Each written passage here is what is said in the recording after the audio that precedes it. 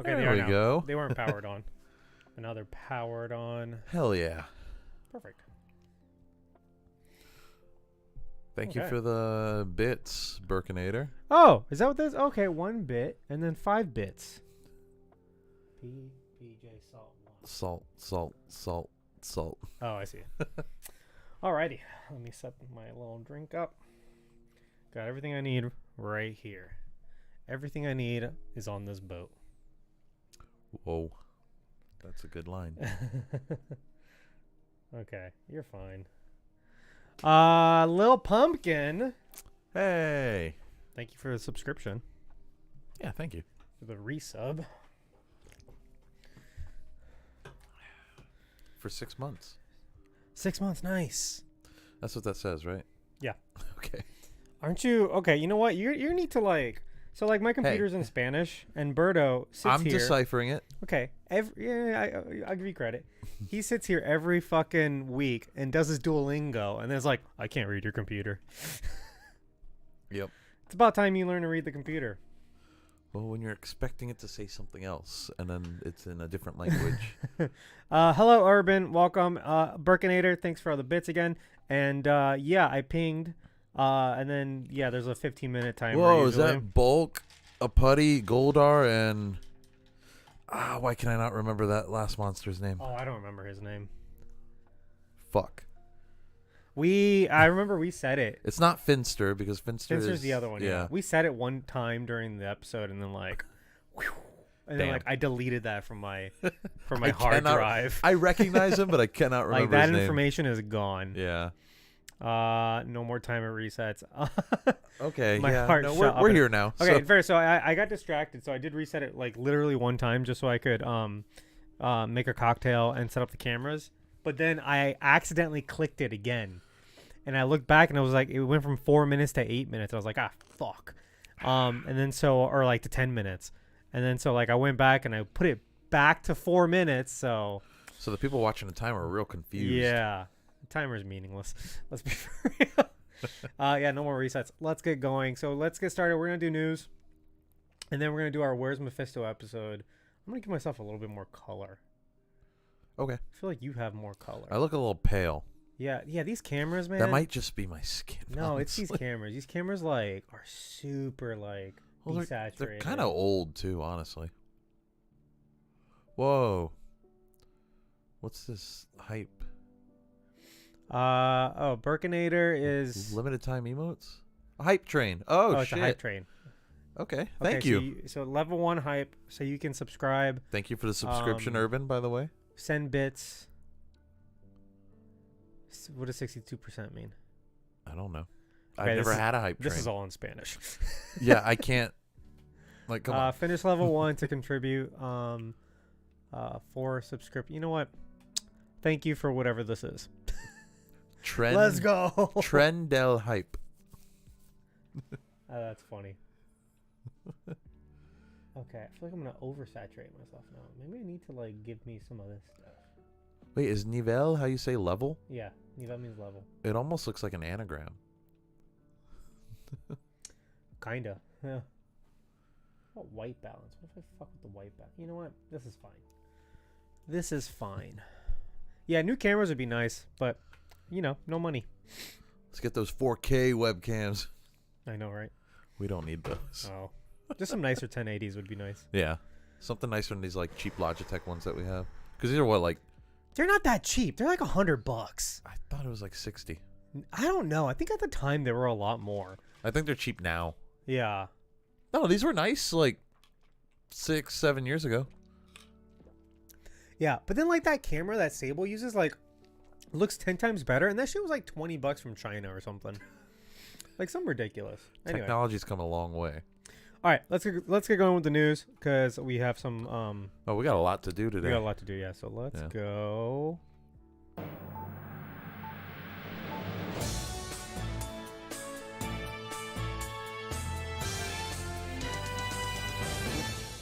Welcome to news from the Phantom Zone, where we go over the newest, latest, this week's news in the comic book movie world. Are you ready to get started? Yeah, let's go. Let's do it. Superman and Lois has been canceled. That sucks. Did you watch the show? I did not. My dad did, and he was a big fan, actually. Oh, really? Yeah. I trust your dad. Oh, and a lot of people have been saying that like it was genuinely like a good show. It was probably the better of the Arrowverse spin-offs. Sure. I really only watched a little bit of Arrow and a little bit of The Flash, and I didn't really like them. So I was not interested in this. Right. However, I did hear great things. And I heard he was a good Superman too. I heard honestly. that too, yeah. And canceling things is just silly sometimes. Well, especially the reason why it was canceled. Yes. So the plug had already been pulled on the Arrowverse, and understandably, Gotham Knights was next. That was a TV show that like did not start. I think it got canceled before the first season was even over. I think. So the assumption was that this would get canceled before the third season, or at the end of the third season, but instead they're getting half of a fourth season with fewer writers and regular cast So members. they're like, we're gonna try to wrap it up, basically. I guess like what they've got left, what they've got like in the tank, then that's it. Yeah, that's a shame that they can't like do a proper ending. Yeah, so obviously this is by WB and the CW in tandem, but the CW wanted to continue making the show, and it's WB that decided to cancel it. And according to someone at the CW, said that they don't want a competing Superman project in the marketplace up against their Superman movie comes out next year. Right, but we can have multiple Batman and Jokers. It's also not, this isn't the first time that the CW shows have been like they've gotten this order from WB, because there was a whole Suicide Squad plot in Arrow with like Amanda Waller and like the whole Suicide Squad, and they had to just kill them all off on one episode because the movie was coming out, and Warner Brothers told them you cannot use these characters anymore. That is so stupid. It really is. Similarly, and I feel like just because, there've been a million Batman shows that go, cartoons, or there's live action. There was Gotham was coming out at the same time. All the whole DCEU was happening, and we currently have an ongoing Batman series that's disconnected from everything else. Which one? Oh, Gotham Knights. The Batman. No, like you mean a movie? Yeah, of course. There's gonna be two. There's two Batman now. One hasn't been introduced yet, but there's gonna be like a DCU Batman, and then there's the Batman. Meanwhile, there's Joker, and then there is a Joker in the Batman, and then probably at some point there's going to be a DCU Joker. So there can be 3 Jokers, 3 Batmen, but there can't be 2 Supermen. Yeah. It fucking sucks. Again, it sucks for the people that really like the show. Mm-hmm. And it's for like silly reasons too. What James Gunn had said is that he wants everything to connect from now on, similar to what Marvel is doing. There isn't like a Marvel show that's like, oh, but this one isn't canon. You know what I mean? And some are and some aren't. Depending on who you ask, I guess. But I guess because like there's X-Men, and it doesn't matter. But yeah, but so he the Penguin show is filming. Right. So that's going to be an in-canon TV show. There's going to be in-canon shows coming out. But at the same time, it's like to the Batman though, and not the DCU. Oh yeah, you're right. So this is silly. Stupid. This is silly. And the reasoning doesn't really make sense. But yeah. Anyway, Burkinator's asking isn't Smallville technically Arrowverse? No, because it's the crossover through the multiverse. It is. Yeah. But it's not actually. It's not in the Arrowverse though. They go to the Smallville universe there. Isn't Superman and Lois not in the Arrowverse? No, that's in a separate universe, because Supergirl was from a separate universe completely. Right. She was also originally on a different network. That was originally on like a different network completely, and then I guess CW got the rights to I think she was like on ABC or something. I don't know if it was ABC. I don't remember what channel it was, but yeah. Doesn't matter. Yeah. But it was funny because they did we started, whatever. Oh, whatever. They did a crossover with The Flash while I think she was still in her season 1 and totally disconnected from all that. But that was when The Flash accidentally ran into another universe. So right. They made it work. An animated Batman Beyond movie is scrapped before it ever started. So concept art from a pitched Batman Beyond movie has just made its way through the internet, and everybody is pissed. Oh, because WB said they absolutely cannot do it? Right. Why? So this was pitched by directors Patrick Harpin and I don't know what PD means. PD, Yuki, Is it Demers or Demers? Yuki Demers from. So these are guys from Across the Spider-Verse. Okay. So as you can tell, the artwork is incredibly similar to Across the Spider-Verse. It kind of looks like 2099. Yeah.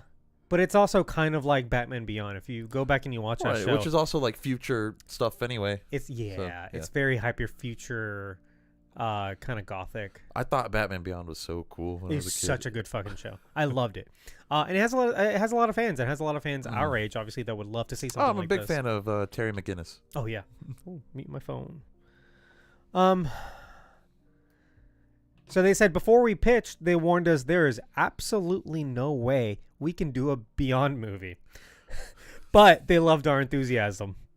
We pitched the outline for the entire film, and we started as a never, turned into a maybe. Why is there absolutely no way they can do it? Because they don't want to? Because I don't know, they're WB, like they're bad. They're not good. But they also, at the time, there was a Batman Beyond live action film in talks also. So at the time that was happening, this would have been pitched too. Was it supposed to be part of the DCU? It was supposed to be like a Michael Keaton movie. Okay. Yeah. Okay. Like he was going to be the old man Batman. Right. And then there'd be a new guy. So it would have spun off from his appearance in The Flash and Batgirl. That could have been cool, but we'll never see it. Could have been cool. I mean, that only would have been cool in that universe, though.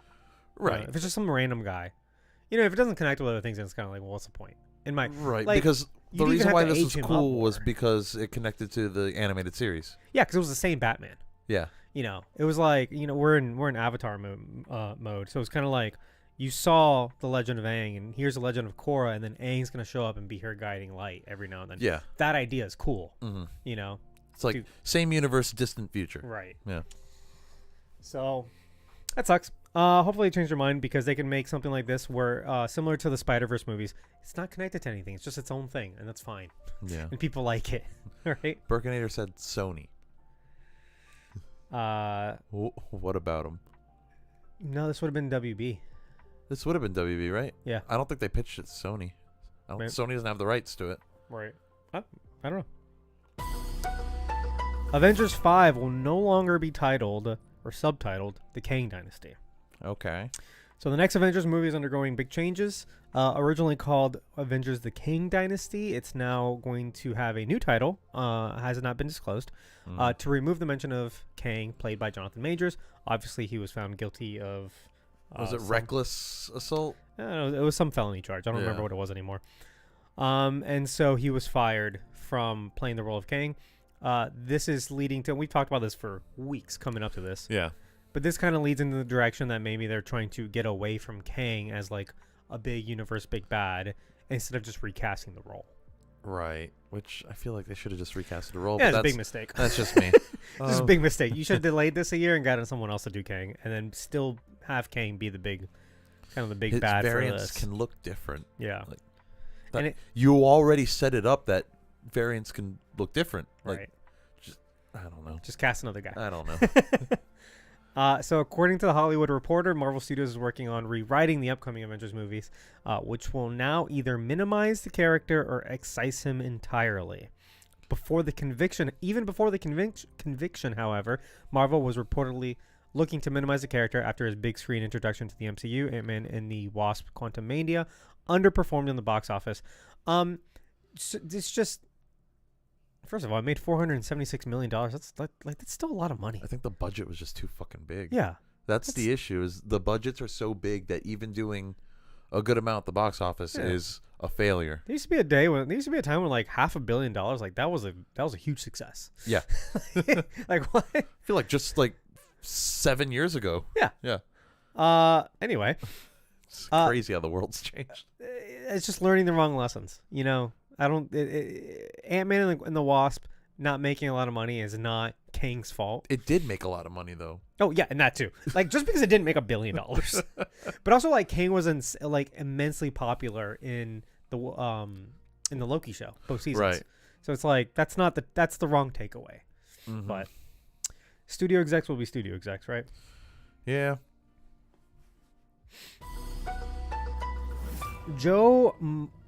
I've never really learned how to say his name. Manganiello. Manganiello. Manganiello. Anyway, it sounds Italian. Is he Italian? I think so. Oh. He pleaded for more Deathstroke. So, basically, he really wanted to play this character. He wanted to at least be able to reprise the character, even in a new canon, right? Right. In the DCU, and James Gunn told him no. Yeah. Apparently, there was also supposed to be like I don't know if it was just a one-off graphic novel that was going to be made of that iteration of Deathstroke, but I think even that just didn't take off. They just got to do that. Just make comics. Yeah. Like finish, just do all the DCEU stuff that was planned in comics, and just like let the super fans enjoy it. Just let it wrap up like that. It's cheap. Smallville did it. Yeah, it's cheap. It's easy. Whatever. This is I don't know. This is it's not really worth mentioning. I just think it's funny. But he was in. I think he would have been a good Deathstroke. Honestly, he looks the part. And in his defense, he was going to be like in 3 more movies, and all he got was one post-credit scene. And then later in Zack Snyder's Justice League, he got an additional scene. One more scene. Yeah, and that's it. So that's yeah. But he was going to be in the Batman. He was going to be in, I guess, Justice League sequels. Who knows? What could have been? Anyway. Netflix's Avatar: The Last Airbender, which we will be talking about next on Where's Mephisto, so go click on that, is number 1 all around the world on Netflix. It had debuted in the first weekend with 21.2 million views, which is a 15% increase from One Piece, which was the last. It wasn't the last animated thing that Netflix adapted, but it was the last popular animated thing that Netflix adapted. Well, there was something else in between. One Piece came out a few months ago. One Piece came out like almost a year ago. No, it did not. It came out like 6 or 7 months ago. Oh. Anyway, it's been a while. It was like last fall, I thought. Yeah, like February. Anyway, it came out like last summer. So it's probably not doing Stranger Things numbers. No, probably not. But it's still doing very, very well. And we're about to talk about it, but this just kind of is good news for people that want more seasons. Yes. So it's looking good. It's looking like at least seasons 2 and 3 will be produced, which is good news. Yeah, I'm happy about that. Since Netflix tends to pull the plug pretty quickly if it's not. Yeah, but I knew it was gonna be like this because the buzz has been like insatiable. It's all anyone can talk about right now. Yeah, so I didn't know this many people like the cartoon. No, seriously. But do you remember like during COVID, like when Netflix got it, people kind of freaked out. It became like the biggest I think a lot thing. of people were introduced to it then too. That's awesome. That's good. Yeah, because they're all sitting at home doing nothing. Yeah. This new show comes on. Hell yeah. Yeah. So that's good. More of that. Speaking of anime, live action Naruto movie is in the works with director Destin Daniel Cretton. They're doing a movie? They're doing a movie. I don't think that's a good idea. I don't know anything about Naruto. It's a very, very, very long series, so I think a movie's a poor idea. What if they do, I don't know, one movie, see how it does, and then do 10 more movies? Maybe. I don't know. Do you like Naruto? I know it's insanely popular. I do. I've liked it since before the anime was even in America, actually. I used to get Well, aren't you cool? Look at you. I used to get like a weeb. I had a monthly subscription to a magazine that just had a bunch of manga, and it was called Shonen Jump. Yeah. And Naruto was in it. This was in like 2003 or 2004. And then that was my introduction to it. And then I found out a few years later that the show is coming to America on Cartoon Network, and I was like super excited for the premiere and stuff. But yeah, I'm a big Naruto fan. When was that? How old is this show? It came to America in like 2006. Oh, so maybe 2007. That's a long time ago. I think it was 06. Okay. So now there's a ton of seasons in English now? Yeah. Okay. Yeah. Wow. And I think it's been around since the 90s though, like in Japan. Right. As it usually is. Yeah. It's like a Dragon Ball thing where like it's been around since like Dragon Ball is what, 80s or 70s? 80s. Late 80s. Okay. But it was like it didn't get popular here until like a decade and a half later. Yeah, mid to late 90s, it became very popular. And that popular was 2 decades ago. Yeah. And it's still going strong. Yep. But Naruto is still kind of going on. Naruto finished, but there was like a series afterwards about like his kid. Oh, okay. I didn't really watch that one though. I thought the story was, fine the way it concluded. But you like Destin Daniel Cretton. That's the director of Shang-Chi. Yeah. He's also going to be directing Which means there Avengers could be 5. some cool shit here, but yeah, I just don't know if a movie's the right call. Okay. We'll see. There you have it. Coyote versus Acme. Status is unclear. So if you don't know about this, you know about this? Yeah. Okay, cool. We've talked about it, but Coyote versus Acme is a WB movie that they're planning to just delete and get rid of and write it off on their taxes as a loss. Seems to be the MO for WB nowadays. It is the 4th time they try to do this. They did it with a Scooby-Doo movie. They did it very famously with Batgirl. Yep. And they did it with another, I think there was 2 Scooby-Doo movies. One of them ended up getting leaked. Was it Scoob? No, it was like Scooby-Doo and Crypto 2 or something like that. Oh, okay. It was the Crypto crossover. Spin-off, yeah. Yeah. That one got leaked, and so then they released it. They're like, oh shit, everybody. Bonafide released it. Yeah. Everybody's watching anyway. Might as well make some money off of it. But I'm pretty sure there was another one called Scooby, or it might have been Scoob actually. Was it a sequel to Scoob? Yeah, it might have been a Scoob sequel. Scoob sucked anyway. So. Yeah, Scoob does kind of suck. That one's fine. That was like a weird Hanna-Barbera universe thing. Yeah. It was like the Avengers, but Hanna-Barbera. Which could be cool if it wasn't marketed as a Scooby-Doo movie. Right. And then with this Coyote versus Acme, this is supposed to be like an amazing. This movie's finished, and the people that have seen it fucking thought it was incredible. It tested super well. It's a movie with a live action animated crossover, Looney Tune crossover, similar to like Space Jam. Space Jam or Back in Action, which was not a good movie. Looney Tunes Back in Action, which the Coyote from Coyote and Roadrunner cartoons is suing Acme for all of like the horrible products that he's bought and all of the negligence that has like caused all him. Of his injuries, basically. Yeah. And like it's like in live action, he's got like a lawyer. It's a whole thing, and it's supposed to be like hilarious, like a legal comedy. Yeah, courtroom comedy. And so news of this happened that they were gonna like write it off and delete it, and then everyone protested, right? So then Warner Brothers tried optioning it off to another studio, right? 3 studios went in and like bid, and Warner Brothers just said no to all 3. They didn't counteroffer, and so like that's usually like weird. It's usually a negotiation when that happens, right? And like the other studios they just denied it. Yeah, the other studios were prepared to keep negotiating and hear a counteroffer and then counteroffer again, and because you never put your best offer first. Yeah, right. So WB was just like not entertaining it. Like they just did it for like a publicity stunt, basically. Yeah, except that backfired because everybody knows that you weren't sincere with that. So now they did their taxes, right?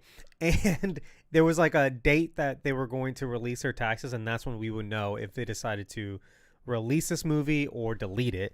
And that date came and went, and we don't know. What we do know is that they took a $115 million tax write-down on projects. So basically they counted $115 million in losses, so they don't have to pay taxes on those, right? Mostly related to the animated film division. No official word on if Coyote vs. Acme is part of that write-down yet. Now, here's the other element to this, right? There is a person on the internet who claims they have this movie on their computer in complete 4K. Whoa. And they are prepared to leak it if WB doesn't do the right thing. Wow. So I have a feeling one way or another we're going to end up seeing this movie, and it might be leaked. If that's how we have to watch it. No, and that's a situation where it's like no one's gonna argue that like that's like now the unethical thing to do. Like no, download the movie, pirate it. Like if it gets leaked, watch it. It should be the #1 most pirated thing, so that Warner Brothers finally starts to understand like what they're doing is doing this. What they're doing is like outrageously anti-art, and it's anti-creative, and they have the balls to then say like they're IP is the best, or they're the most like artistic studio. They said some dumb bullshit a few weeks ago, and everybody's like, "You're kidding, right?" Like, you guys are fucking kidding. Like, nobody wants to work with y'all. Yeah, like, what is going on with them? Like, you have to bribe Tom Cruise to like make stuff. Like, what? Right. And like, I'm curious legally, what can WB do if they like deleted this and wrote it off and it leaked? Like, what's the situation on that? Like, can they like sue? Can they? Right. I don't know actually. Because do they even own it anymore? Right. Like, is it considered part of your property if you count it as a loss? Or... But you wrote it off and destroyed it. Because you can't argue that you are losing money. That, they stole your property and you're losing money off of it because you're not. You wrote it off. You actually gained money. You claimed it as a loss, so you actually cannot make any money off of it. Like, you legally lose the right to make money off of it. That's interesting. So if Batgirl would ever leak. Well, I don't think Batgirl was finished though. Oh. So even if it does leak, it wouldn't be a finished movie, like with no score, special effects, stuff like that. But it's just like kind of just yeah, like a raw cut. Yep. So anyway.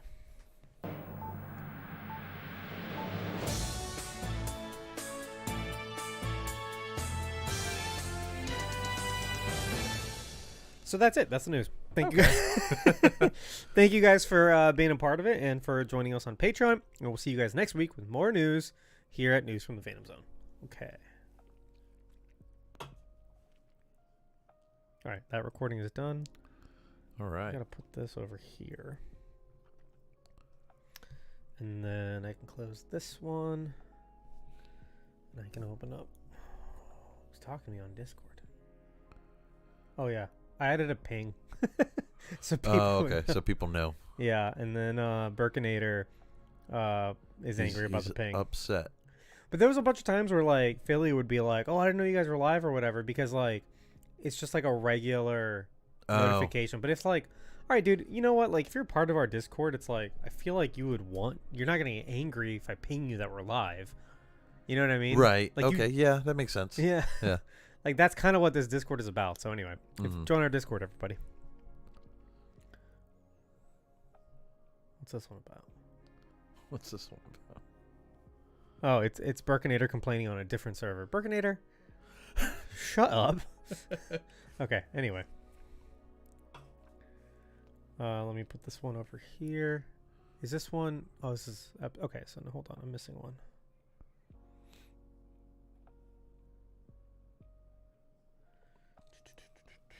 Let's go back home.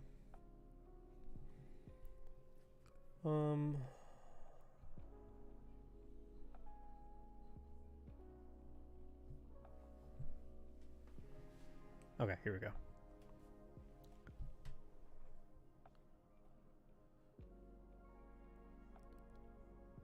All right, cool. Are you ready? Yes. I mean, you don't have to be if you're doing something. No, I'm ready. Okay, perfect.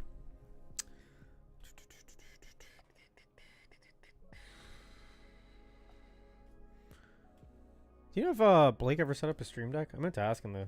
I don't think he ever did. Wow, what an asshole! I don't think he knows how. I don't think he enjoys getting. It's probably packed up and put away. Tips. Welcome to Where's Mephisto? This is your bonus podcast where you watch whatever's currently streaming and ask the burning question on everyone's mind: where the fuck is Mephisto? Berto, where he's been? Where's he been? I have no fucking idea. Berto, where are we looking for Mephisto today? We're looking for Mephisto in Avatar: The Last Airbender. Ah, shit! I was supposed to write some stuff down. I'll get. Don't worry. Okay. Okay. That's right. Netflix's Avatar: The Last Airbender, I guess I should say. Yes, not the cartoon, not the Nickelodeon cartoon. Although I wouldn't mind talking about the cartoon either. That's a separate podcast, man. That's a long show. Also, it already has an official podcast, so. Damn it. They didn't invite us? No. No, they probably wouldn't, would they? If we got big enough. Avatar. And integrated in the fandom. You gotta make waves.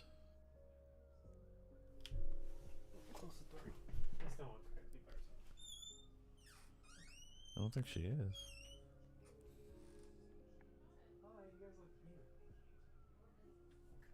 Wow. What are they doing? Watching something? No, she's listening to a podcast, not ours. She never listens to ours. The other day she was like, she mentioned the Avatar podcast, and I was like, it's been live. It's been live for 10 days. She's like, what? I'm like, oh my today, God. actually. Yeah. Like, what is wrong with you? Like, you're on it. Go listen to it. She's like, oh yeah, I got to do that.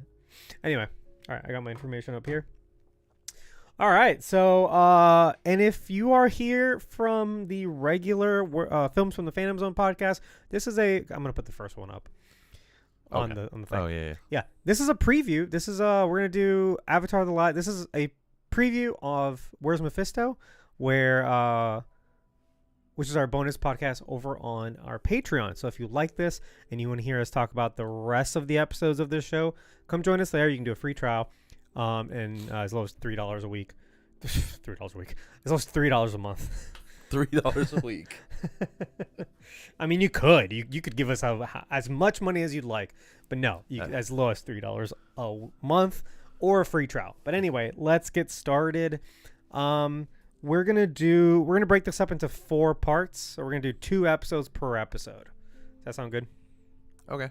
So today we're just gonna do 4 episodes, and then some other time we'll do the other 4. I figured as I was writing out the notes, I'm like, I'll kind of I'll get a feel for if we're gonna do this in 2 or we're gonna do this in 4 or in 3. I don't know, but it just seemed to work out the best. But so anyway, so this show is show ran by Albert Kim, obviously based on the show Avatar: The Last Airbender by Brian Konietzko and Michael Dante DiMartino.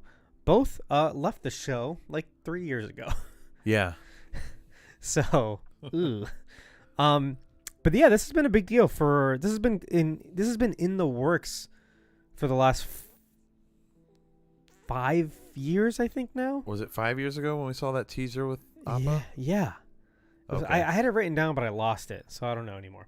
5, maybe going on 6 years. It was like 2018 or 2019 when that had happened. They filmed it like 2 years ago. They filmed it a year and a half ago. Yeah, almost 2 years. So it's been a real slow process, and that's why it's funny when you see like interviews with the cast, who I'm gonna name right now. Like, they all look older because they are. They are. Yeah, they're growing up already. Yeah, but the 2 creators apparently left for creative differences. They went and formed Avatar Studios, and we're gonna get new animated stuff from them. Yeah. And I feel like I'm fine with that. Yeah, and I feel like a lot of fans maybe had already had their minds made about what they think about this show since that happened. Yeah. We'll talk about it, but also should be noted that our good friend sorry, I'm just waiting. It's okay. Should be noted that our good friend Blake and Garrett from Blake's Takes, they actually interviewed this cast. So you can go over on their TikTok and watch their interview, which is pretty fun. But yeah, starring Gordon Cormier, Kaya Wintio. I'm pretty sure that's how you pronounce her name. Okay. Playing Katara, and I'm so sorry if that's not how you pronounce it. That one's a difficult one. Ian Owsley, Dallas Liu, Pa Sun Hyung Lee, Ken Lung, and Daniel Day Kim. And as we get to all of the Hannah Badger's here. Rip CPK Waterford. As we get to all of the side actors, I'll go ahead and name them the guest roles as we get to those episodes. Mm-hmm. But you ready to get started? Yeah. Okay, cool. I thought we would do also before we get started on episode 1. Do you have any pre-thoughts you want to get into? Any first thoughts? First reactions for the show? Obviously, we both finished the show recently, but right. I know when it was first announced, I was excited and nervous because at the time Netflix had a reputation for their anime adaptations, and it wasn't a good one. And they kind of maintained that reputation up until One Piece recently. I was gonna say One Piece is kind of the first thing that, like, I mean, I saw the first episode of Cowboy Bebop. I thought it was fine. I didn't keep watching either. Well, apparently nobody did because that didn't get renewed. Yeah, right. Didn't they do a They did a Full Metal Alchemist, and I wasn't a fan of that. Oh, really? Or they just like published, like published it on Netflix. Death Note. Well, they did a Death Note, right? I hated it. It was different than the movie, right? They did a movie, but then they did a TV show. No, they've only done the movie. Oh, isn't there a TV show coming though? A live act? They've been talking about it for like 7 years and nothing's happened. So, but Netflix did do the movie, right? Yes. Yeah. That is a Netflix movie, and I don't like it. Maybe we could talk about it on the show because I don't think that sequel's coming out. That's a good point, actually. Yeah. We should add that to the list. I never considered that. I don't think that sequel's coming out. Okay. That being said, Death Note is an incredible anime and you should watch it, but that's not what we're here to talk about. Right. Honey Badger asked, 1 out of 10, how good is it? Avatar? Yeah, overall thoughts on this before we just a quick glance of your thoughts before we actually deep dive into the episodes. I really like the series. I want it to get renewed. I want it to keep going. Mm-hmm. That being said, there's a couple things that I wasn't a huge fan of, but that's okay. And then obviously some things are different, but a lot of the changes I actually kind of like. Yeah. Because a lot of it seems to expand on things rather than just be different for the sake of being different. Right.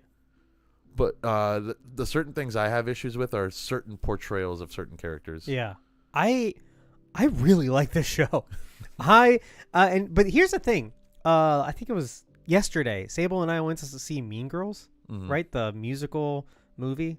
And I really liked that. And I had a great time and it was really funny and the music was great. And I came home and I went on the internet and then I found out that I'm a fucking idiot and that I'm wrong and it's actually awful. Did you know that? I've been hearing it was awful since it came out. Did you know that despite like 71% of critics really liking it on Rotten Tomatoes, that it's actually awful? And that I'm an idiot because I didn't book a flight to New York City, buy a ticket to see Mean Girls on Broadway. Because that's way better. Watch a 2.5-hour Broadway production, then come home, then with all that information, go see the musical movie adaptation in theaters, so then I would know that it's awful, right? Fuck me, I'm just so stupid. Do you see where I'm getting at? My problem with this show is not the show. It's the people that are online right now complaining, nitpicking the dumbest shit. I will say, if you're a nitpicker, you're going to hate this show just because there's differences. Just because. And there's a lot of differences. Yeah, but that's your fault. Right. No, that's not. That says nothing about the quality of the show. That's a you problem. I'm sorry. When you make an adaptation or when you make any movie that's not, or any TV show that's not a sequel, a season 2 or whatever, or a prequel or anything like that, if you watch if you have information, like you watch the originals or you read the book or whatever it is, you're not the primary audience. No, they're trying to reach new people. Not. You don't write a movie or a TV show for the audience who already had an advanced copy of the script. It's not for you primarily. It's still for you secondarily, and you have to recognize that. Like if you watch Avatar: The Last Airbender on Nickelodeon, as you and I have, we've seen the show many times. We're enormous fans. Mm-hmm. This new show is not written for us specifically. It's written for, hey, if Joe Schmo off the street and his kid turn this on, will they enjoy it? Will they understand it? Yeah. Because we're about to get into episode 1, and one of the major complaints I've seen of episode 1 specifically is like there's too much exposition. But I'm looking at it and I'm like, is there too much exposition, or are you just already aware of what the show is? And can you not remember a time when you didn't know what Avatar: The Last Airbender was? Right. You know what I mean? Mm. And I feel like this show is a lot better when you're not online and there's a million people telling you that it's bad. It's just like Mean Girls. I don't know if I'd compare this to Mean Girls. I mean, in the way of the adaptation being like held to a certain standard because you're familiar with the source material. Right. Because for Mean Girls, it was like, well, the main complaint is that they cut out 16 songs or whatever. And that sounds like a lot of songs to cut out. Don't get me wrong. But that does sound like a lot, actually. Holy shit. Look, I'm with you there. However, it's like, it's a 2.5-hour Broadway musical. Like, would a 2.5-hour Mean Girls movie work? I don't think it would. Like, that's way too long. No, I wouldn't. even give it the time of day. No, it was like an hour 45, or I don't know how long it was, but it was fine at the length it was. I do wish there was more singing in it for a little bit, so like maybe some of those are legitimate concerns. But anyway, that's not the point. Let's get started. Episode 1, titled Aang, directed by Michael Goy. Oof, I hope it's Michael Goy. And written by Albert Kim, who's a showrunner, Michael Dante DiMartino, and Brian Konitsko. So I guess this is the last remnants of what they were working on. It's episode 1. Yeah. Okay. So at the time, it's like I had this idea that I've said this to you, that my theory was that they left the show because they wanted to venture out a little bit more, and Netflix was like, no, stick to the original. Oh, yeah. Now I'm starting to think it's like the opposite. Yeah. I don't know why they left. Like, nothing in this is clear why they would want to leave, you know? Maybe they just wanted to do their own thing, which it looks like they're doing. Yeah. I'm starting to think like that. It's seeming like it's like a win-win for us. I know it is, because I like the show and I think it's good.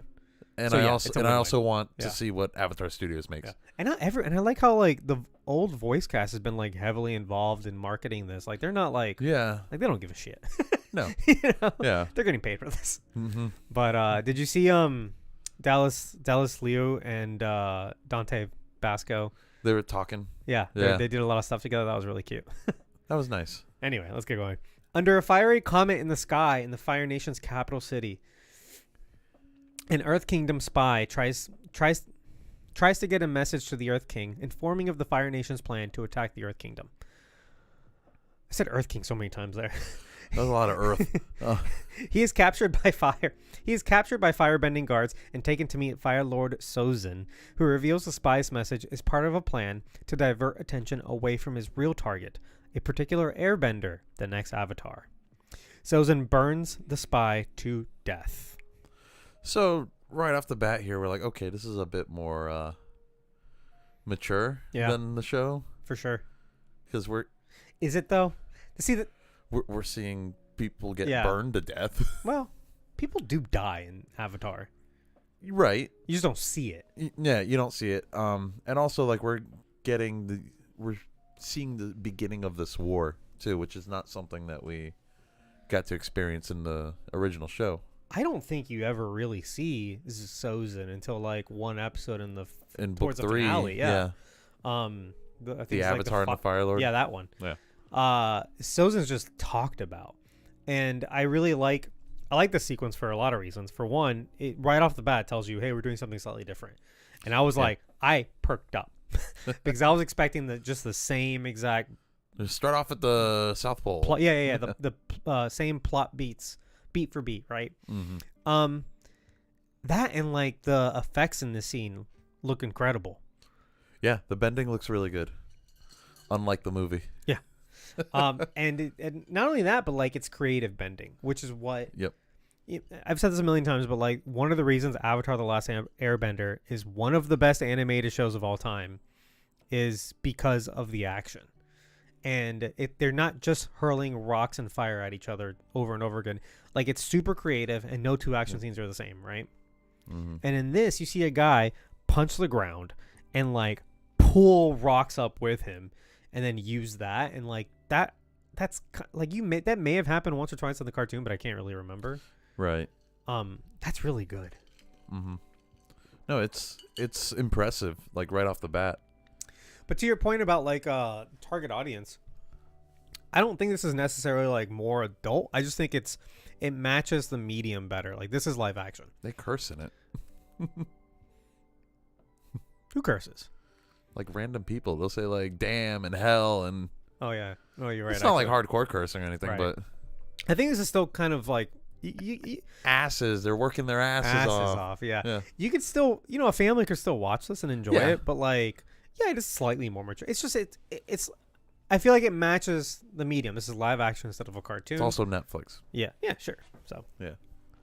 At the Southern Air Temple, all the world's airbenders visit for the Great Comet Festival, and 12-year-old Aang is told by his friend and mentor, Monk Gyatso, that he is the Avatar, the one person capable of bending all 4 elements.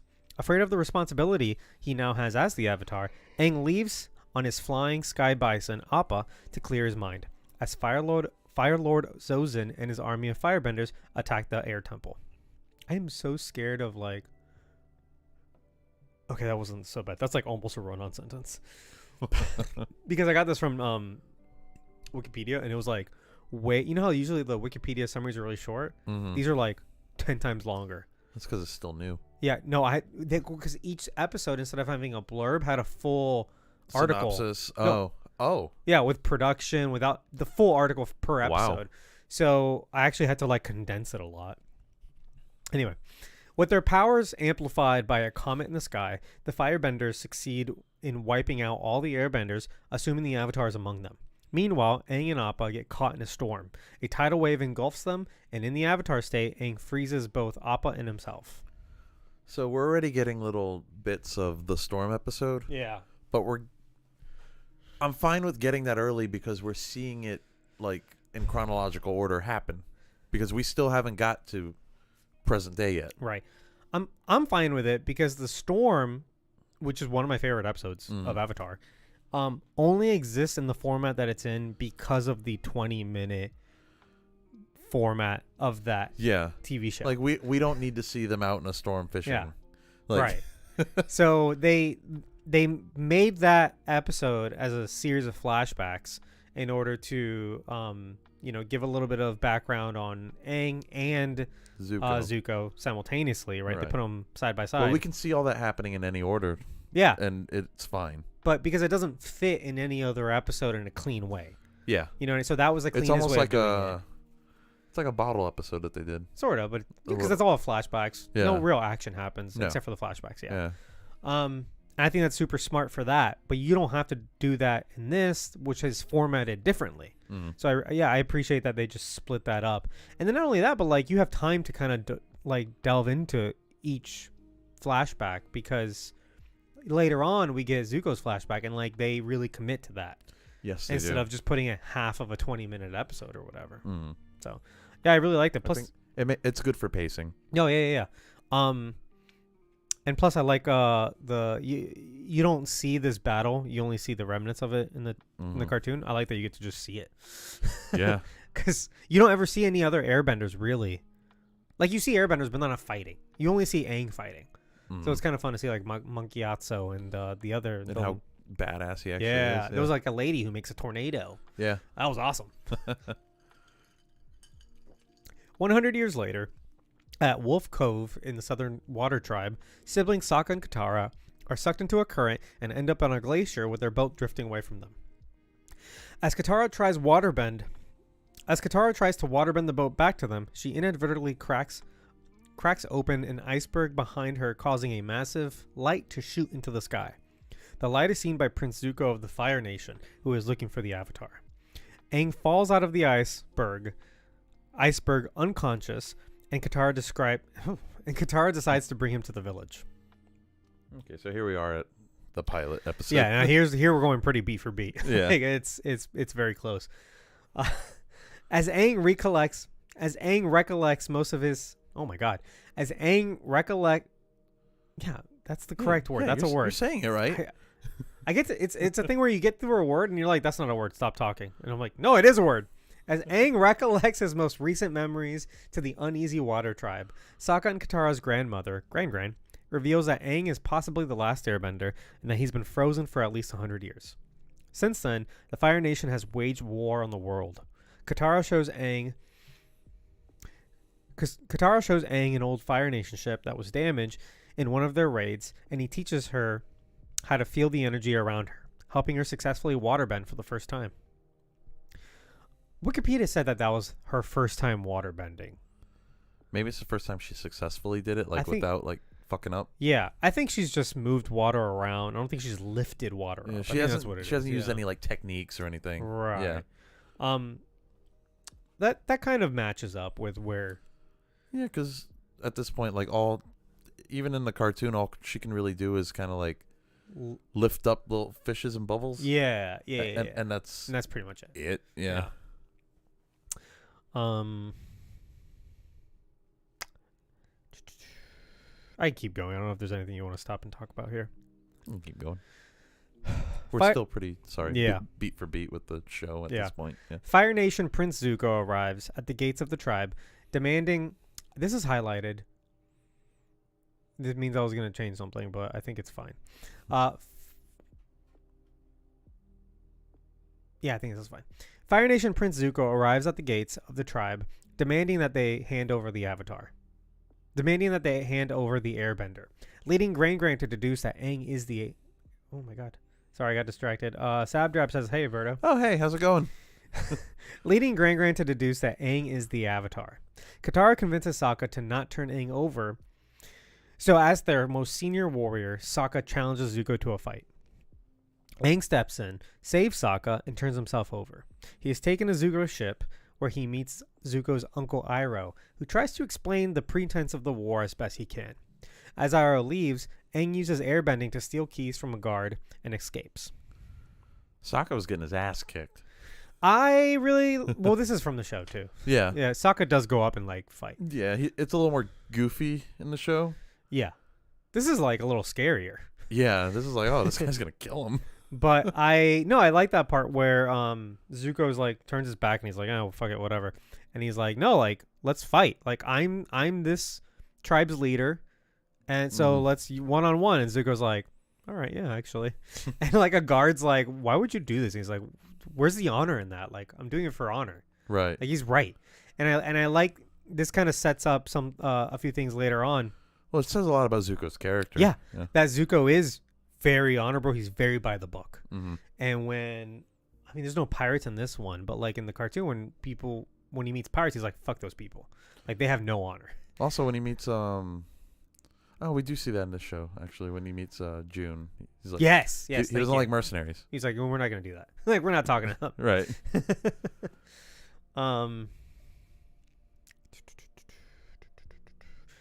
I always like, especially in season 1, anytime that Aang is talking to Iroh, because they have a certain kinship together, Mm-hmm. They're both very spiritual. Yeah, even though they're on obviously opposite sides of this this confrontation, but they're such a good duo to see, and I like that Iroh is so respectful that he actually very much looks up to Aang as the Avatar. Yeah, and he respects him a ton. And I feel in every iteration of this, Iroh's been like that. That's something that they've all got right. Yeah, in the movie that we just watched. Yeah, even in the movie, he's it's an honor to meet you. They have a couple scenes in this, and I really like it. But yeah, here for one, he's trying to kind of explain as best he can. He's basically how to explain war to a child, right? And he's like, well, sometimes people think that it's in our nature as firebenders to expand and destroy, just like fire. Just like fire does if left unchecked. Yeah. But Paul, what's his name? Paul Atreides. Paul Sun Hyung Lee. Oh. As Uncle Iroh. How you feeling? I like him, actually. It took me a minute to get into it because I'm so used to Mako, Right. The voice is a little different, and that's at first is a little jarring, but he has the same energy. Yeah. He's fantastic. He has a very clean voice, and I think that's what kind of threw me off at first. Yeah.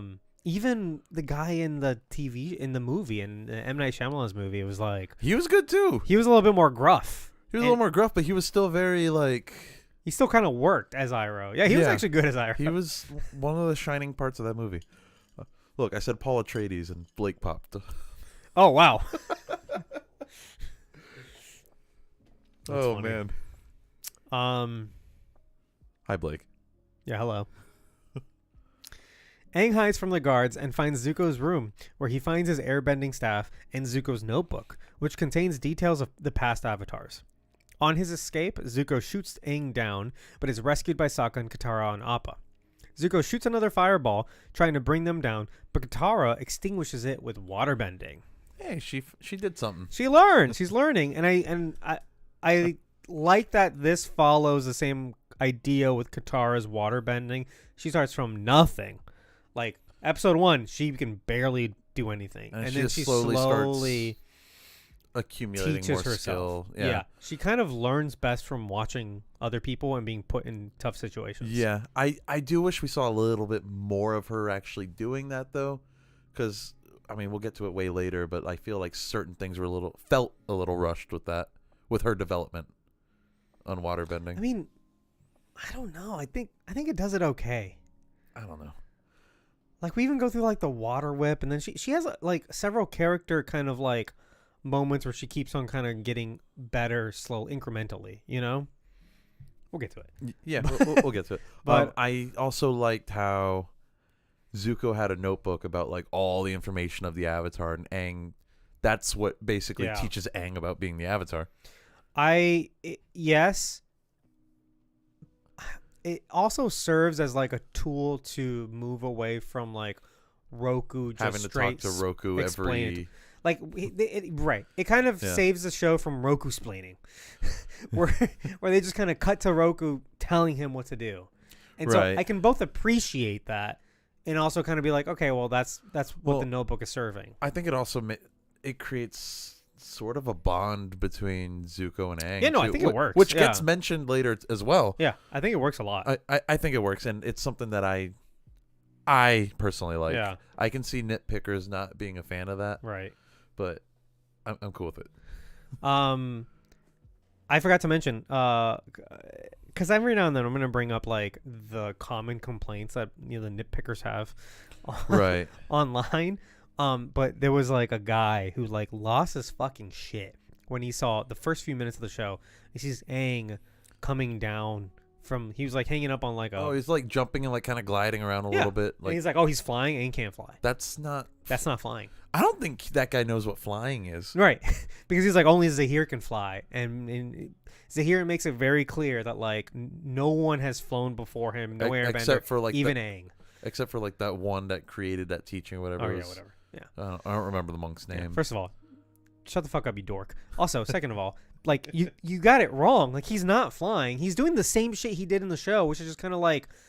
He's falling with style. He's falling with style. Yeah, he's just kind of like falling and then like kind of pushing himself in certain little directions. Yeah. But he does it in the show all the time. Mm-hmm. Like in the show, he's constantly like jumping off a cliff and then just like kind of like stopping himself from like falling all the way. Flying is what Superman does. Yeah. Flying is what Azula does in the show with her firebending. Yeah, that's the thing. Even the firebenders can sort of like... propel themselves really well. I don't know how long that lasts. I don't think it lasts like forever. I think it's just kind of little jetpack bursts. Limited flight. Yeah. But no, flying is what Superman does. Yeah. Also, when he's in the Avatar state, he pretty much flies. Because like he creates a little tornado for himself. Yeah. And he kind of just stays in that. I don't know. It's just even that's not flying though. It's the dumbest complaint. Also, here's why that complaint's extra dumb. Is if you had gotten to the end of the episode, you would have seen Aang falling to his death. And he can't do anything about it. And Sokka has to save him. Right. It's like he can maybe slow himself down a little bit, but like he's still falling. Right. So where's his flight then? You dumb. Oh, it just pisses me off, man. Anyway, every now and then we're gonna check back to the fucking internet and answer all those complaints and get upset. Aang takes him to the Southern Air Temple, now overgrown and abandoned, where he sees the skeletons of all of the airbenders. Upon finding Gyatso's skeleton, Aang's eyes and tattoos glow again, and he begins making a tornado, which nearly sends Sokka and Katara flying off an edge. Just like the show. Yeah, it's one for one. Remembering Gyatso's words to him, Aang exits the Avatar state. Aang exits the Avatar state he is in and embraces he is the Avatar and that he must save the world. I have had hot Twitter fingers because it's twofold. For one, I put my regular Twitter on private because I'm in the process of like applying for jobs. Okay. So I was like, all social media on private. And so then I started using my Films from the Phantom Zone Twitter more. And then that just kind of got me. I was like, yeah, obviously this is an account I should be using because I'm promoting a podcast. Right. So this is where I should be active. And I'm not a big Twitter guy. Yeah. It's worked to an extent because like I was like replying to people. I was on people's replies on Twitter. And like some of those main tweets got really popular. And then my replies got really popular. Oh, cool. So there was one tweet where I was like talking about Uncle Iroh. And that got like retweeted like 100 times and liked like 1,000 times. I was like, oh, okay, that's pretty cool. Yeah, maybe we'll get some followers from that. Yeah. So Where were we? Oh, that's the end. All right. So episode 1, overall thoughts. What do you think? I thought it was good. I think it is good. Yeah. The complaints are again a lot of exposition, but it's like you kind of need that at the beginning. Is it more exposition than the TV show did in the first 3 episodes? Not really. It's about the same, isn't it? Yeah. Like it covers all the same bases. If this was a movie and you spent like the first 45 minutes doing exposition, then I'd be like, all right. Yeah. But this is a a little under 8 hours. Yeah. Most episodes are like between 45 minutes to like 55 minutes. Yeah. I think this one's like closer to an hour. And like even this whole episode didn't have. I felt like not too much exposition. Again, I think that complaint. And again, it's like it's the first episode. It's people being introduced to all this, and I really feel like that complaint's coming from people that like are so familiar with the show that they don't need to be told what it is, and when they are told what it is, they feel insulted. Yeah, now they're getting annoyed. It's like, dude, calm down. I think this is perfectly. You get annoyed every time you restart the cartoon. Exactly. Like go back and watch that, and that's pretty much how this flows. But no, I really liked it. Again, I liked some of the changes that they made. And for the most part, to piggyback what you said, like most of the changes in this show, I appreciate for what they are doing. Right. You know what I mean? And I feel like a lot of the changes could potentially set up some good stuff in future seasons if they really dig into it. Oh yeah, when we get to episode 3 and 4, we'll talk about how they're bringing in some stuff. There's a lot of elements from like book 2. Yeah, from seasons 2 and 3. Yeah, and 3. Yeah. Yeah. There was one thing I was thinking. I was like, oh, this is kind of from like Korra even. There's one thing that's like, it's kind of from Korra, but like kind of not. But yeah, and I'm glad that they're thinking ahead. Apparently, they've pulled a bunch of stuff from the comics as well. Oh, I've read one comic. I haven't read any. I've read one. I read The Promise, and that was it. Yeah. After I rewatch the show, I'm gonna start reading those. But anyway, your brother-in-law has all of them. Yeah, I know. And he's about to get more. He's gonna. Yeah, I just bought him some more for his birthday, which is tomorrow. Yeah. Oh, we should text him in an hour and a half. He'll be asleep. Yeah. Well, does he work tomorrow? Too bad. I don't know. I don't know. Anyway, yeah, let's keep going, and we'll talk about some other points later. Yeah. Episode 2, directed by Michael Goy, written by Joshua Hale Fialkov, right? That sounds cool. Yeah. Guest actors in this episode: Yvonne Chapman as Avatar Kyoshi. Badass. And Maria Zhang as Suki. Hot. So hot. So badass also. Top down this whole show, those are my 2 favorite guests. Like easy. No, their portrayal was so good. I love both of them so much. I can't wait to get more of them. Anyway, learning from Zuko's notebook, Aang decides to go to Kyoshi Island, home of a previous avatar, Kyoshi. Katara finds a waterbending scroll Gran packed her to help her with her training. I like how Gran was just holding on to this. Yeah. Yeah, just in case. Does she? I mean, I'm glad we didn't spend too much time with Gran. We failed to mention that, like, she reads the. She does the intro. She does the intro. Yeah. And some people online complain. They have to do it. And you know what? Going back to the exposition thing, every fucking episode of Avatar: The Last Airbender starts with the same exposition. Yeah, it tells you the premise up front every single time. Yep. Does that annoy you? No, because you learn to love it. So shut the fuck up. Gran's fine. She's not the best actress, but it's like, again, it's whatever. Like, her role's very small. It's very small, and like, there's not that many of them. We've talked about this for Echo. How many native actors are there? That's not many, and that's why you usually see the same ones and everything. I'm actually surprised I didn't recognize many of them here. Oh, should be noted, Giao and Tio, which I, again, don't know if I'm saying it right. She was in What If. She played. She voiced the younger brother of what's her name? The new Kahori. Yep. Yeah. So. Anyway, Blake said that's the intro, though. It's different. Well, actually, Blake knows how to say her name. Yeah. I would hope so. Yeah. Well, after we we mentioned also, Blake, that we shouted you out about your interview, but yeah, when you got that, I found her saying her name and sent it to you so you could listen to it. It's Giao and Tio, I think. Giao and Tio. Anyway, What was I just saying about Gyo and Tio? She voiced Kohori's little brother. Oh yeah. So anyway, yeah. So I was actually done, but the intro in episode 1 is actually different. It's longer. Oh, it's longer, yeah. And then every other one is shorter. So it's just like, again, it's first episode info dump. You need it. Mm-hmm. Get past it. My grandmother used to tell me stories. Yeah. This is the story. It's the story I know. that she told. She literally does say that. She said, "My grandmother told me." This is her telling her. What's the fucking issue? I just made that click too. I'm like, oh shit, wait. We're just seeing it happen. Like, what? Anyway, Katara finds a waterbending scroll going around Pactor to help her with her training. They reach a statue to Avatar Kyoshi, but are swiftly captured by the all-female Kyoshi warriors. They release them when the Kyoshi statue shines a light on Aang. I love that they're like, that's not proof. It's like, does this statue usually shine a light on people? Come alive? I don't think it usually does. Especially since this is like a sacred statue. Yeah. Like, we didn't talk about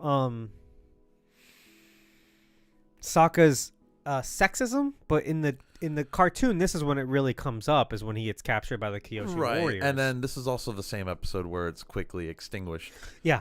Here's the thing. I don't think it's a very short character arc. Yeah.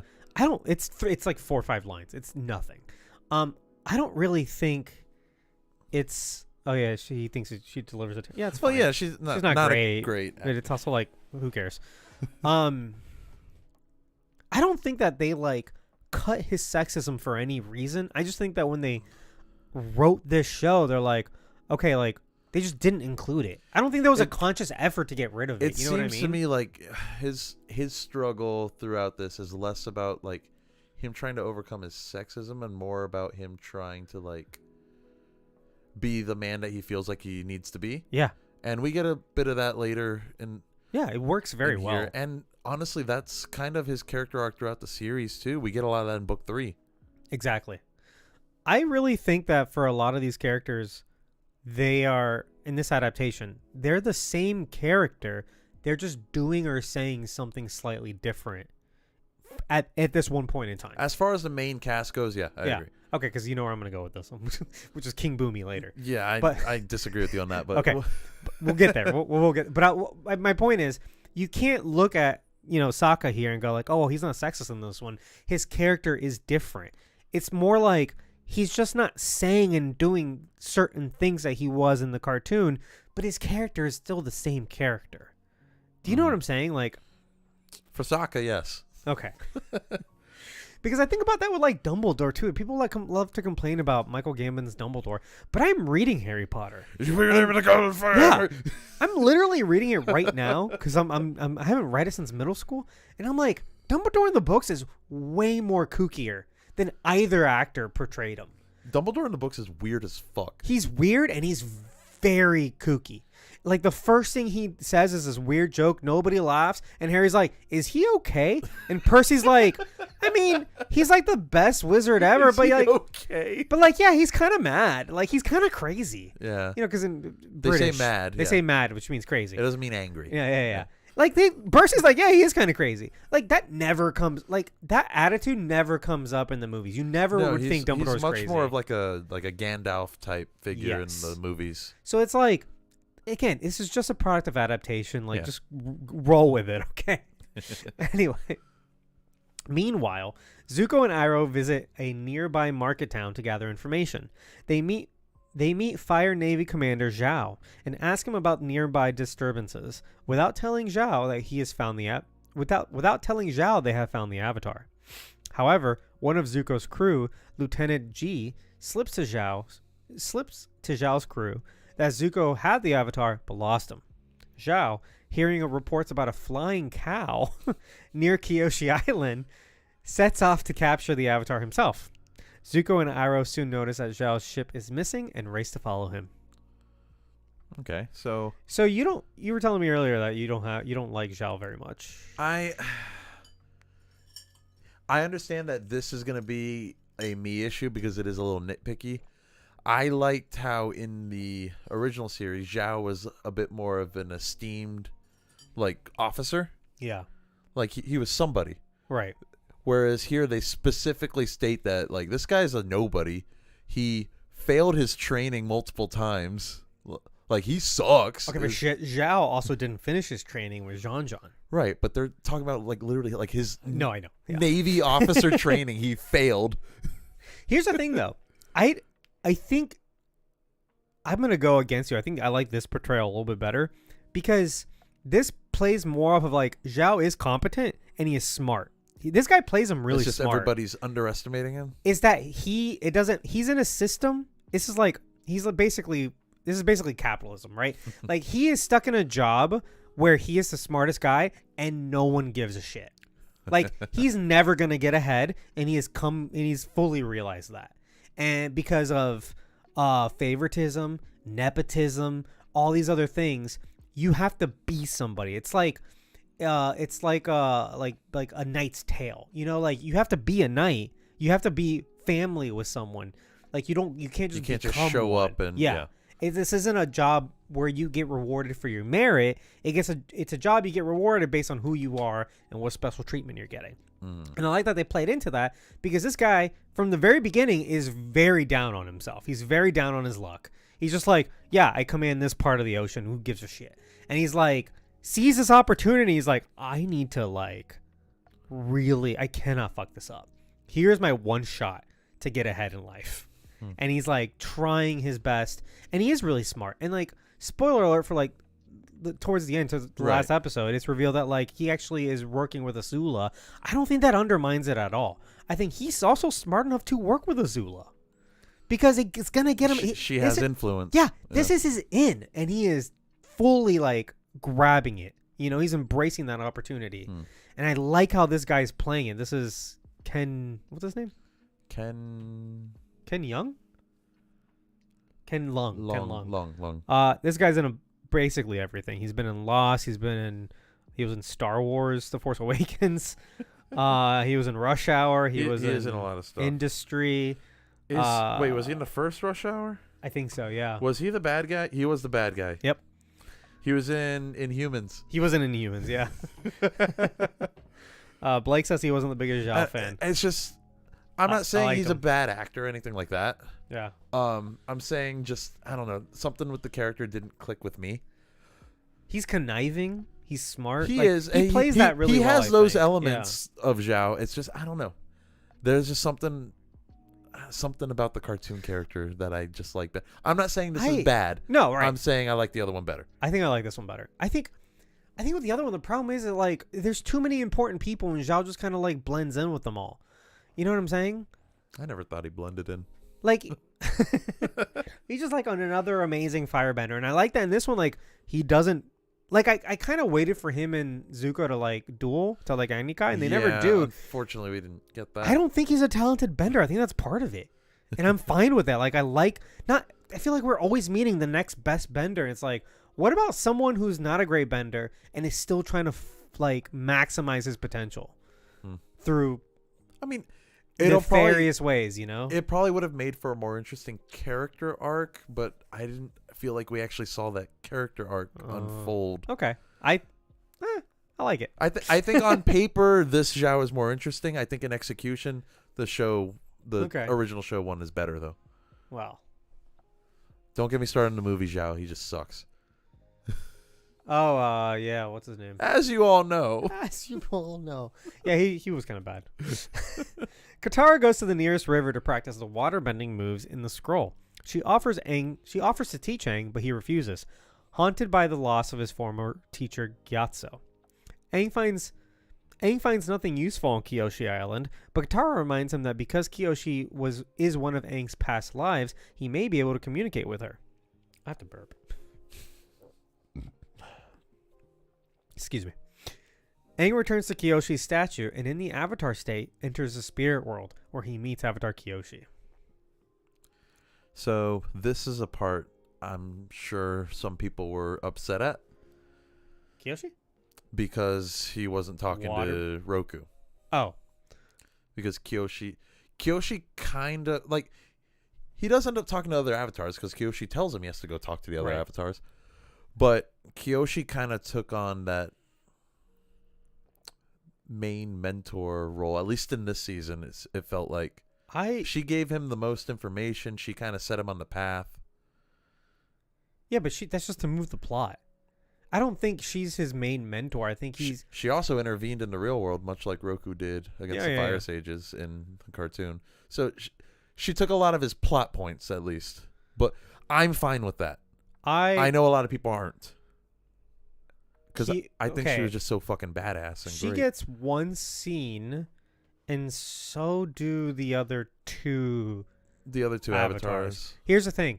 I think in the future we're going to see a lot more Roku than anybody else.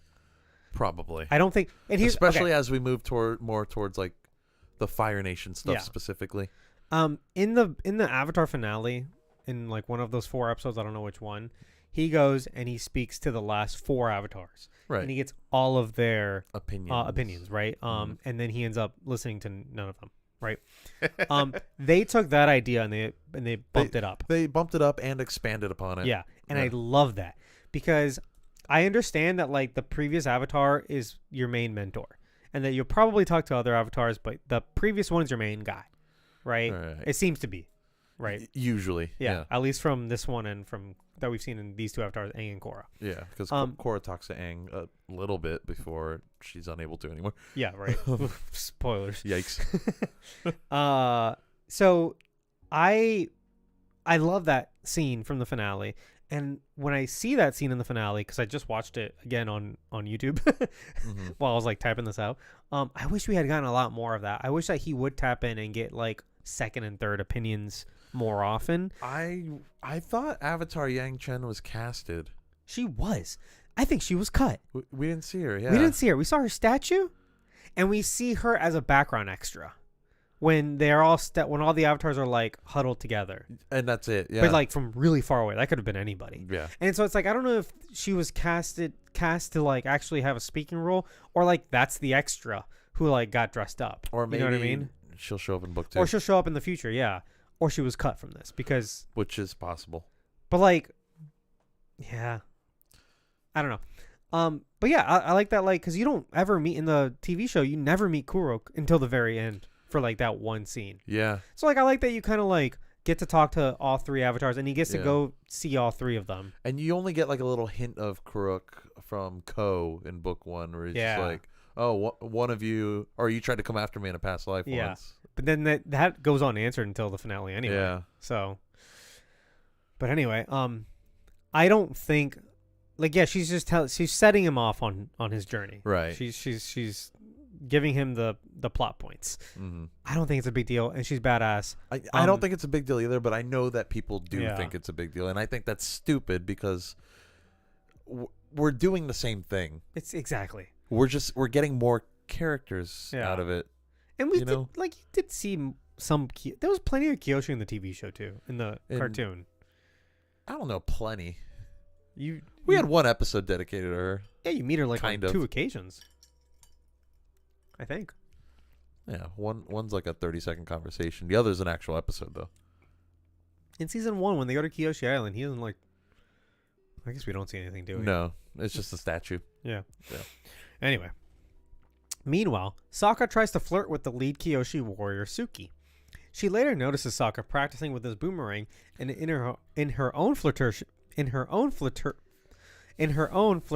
way, demonstrates her own skills with her fan blades. She later teaches him Kyoshi warrior fighting stances, telling him that as non-benders, they have to fight even harder and from the heart. The two become close and nearly kiss, but are interrupted when Fire Nation arrives. Commander Zhao's forces engage the Kyoshi warriors in a fight while Zuko's squad arrives in search. Yeah, that doesn't make any sense. I don't know why I typed it out. While Zuko's forces arrive in search of Aang. So I like when Suki was like kind of trying to flirt with Sokka and like spar with him and stuff. She ended up like accidentally embarrassing him. Yeah, because he's like no good. But he's like very quickly humbled in the same. Again, it's doing the same thing. It's just like he's just not going out of his way to be like, oh, but you're a girl, right? So it doesn't matter. Like it's fine. Sorry to interrupt your dance lesson. I do like that a lot of their kind of flirting and relationship so far is like quiet. Like it's a lot of it's all show. Yeah. You know what I mean? Like they don't really talk much. When she goes down to the river and kind of embarrasses him on accident, just because she's amazing and he's not. Right. And then like their bond is like from this like wanting to be a great warrior.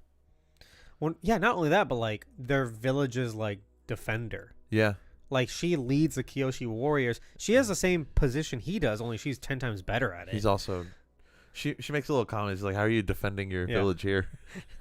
He's like, actually." I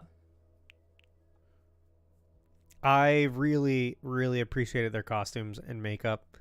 It's one of those things where like you don't know if it's going to translate to live action, and then you see it, and holy shit, it looks amazing. I think this looks good. We'll get to it much like later in the series, but there's some costumes I think. It's not that they look bad. It's that they look either too similar to the cartoon where it looks a little strange, or just too neat and clean where it's like it doesn't look real. Specifically, Boomy's outfit. Boomy's outfit. Yeah, looks great. And the main cast throughout like but that's the an series. original. His outfit's like so original. It looks nothing like. But it looks the cartoon. fake. But it's okay. Anyway. Looking over Aang in his ethereal out-of-body state, Katara attempts to stop Zuko using her new waterbending moves, but loses. Sokka utilizes Suki's fighting style against the Fire Nation troops, but the troops overpower the Kyoshi warriors. Speaking with Kyoshi,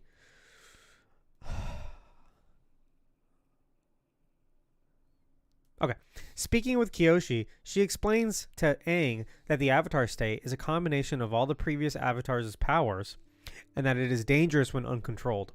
Kyoshi tells Aang... Sorry, I'm reading Urban's comment. Been gone for a while. I personally didn't like the air flying form from the start.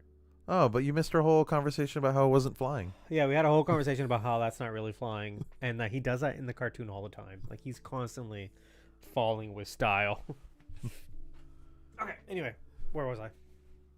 Kyoshi tells Aang to focus on being a strong, disciplined Avatar, and shows him a vision of the future where the Northern Water Tribe is attacked by the Fire Nation. She then demonstrates the awesome power of a fully realized Avatar by taking over Aang's body. She flies to the battle and bends all four elements to drive away Zhao and Zuko's troops. Urban says, "Oh, my bad." He does kind of do the jumping. He does do the jumping, yeah. Also, like, he kind of falls on an air scooter. I don't know if you notice it, which is like something he does all the time. Also, yeah, his air scooter. Also, like the Kyoshi flying, she's just like riding the wind over there. She's not like and she's like she's mostly not soaring through the sky. She's like on the ground too, mostly. Yeah. So even that's not fun. I get why you did that though. Yeah.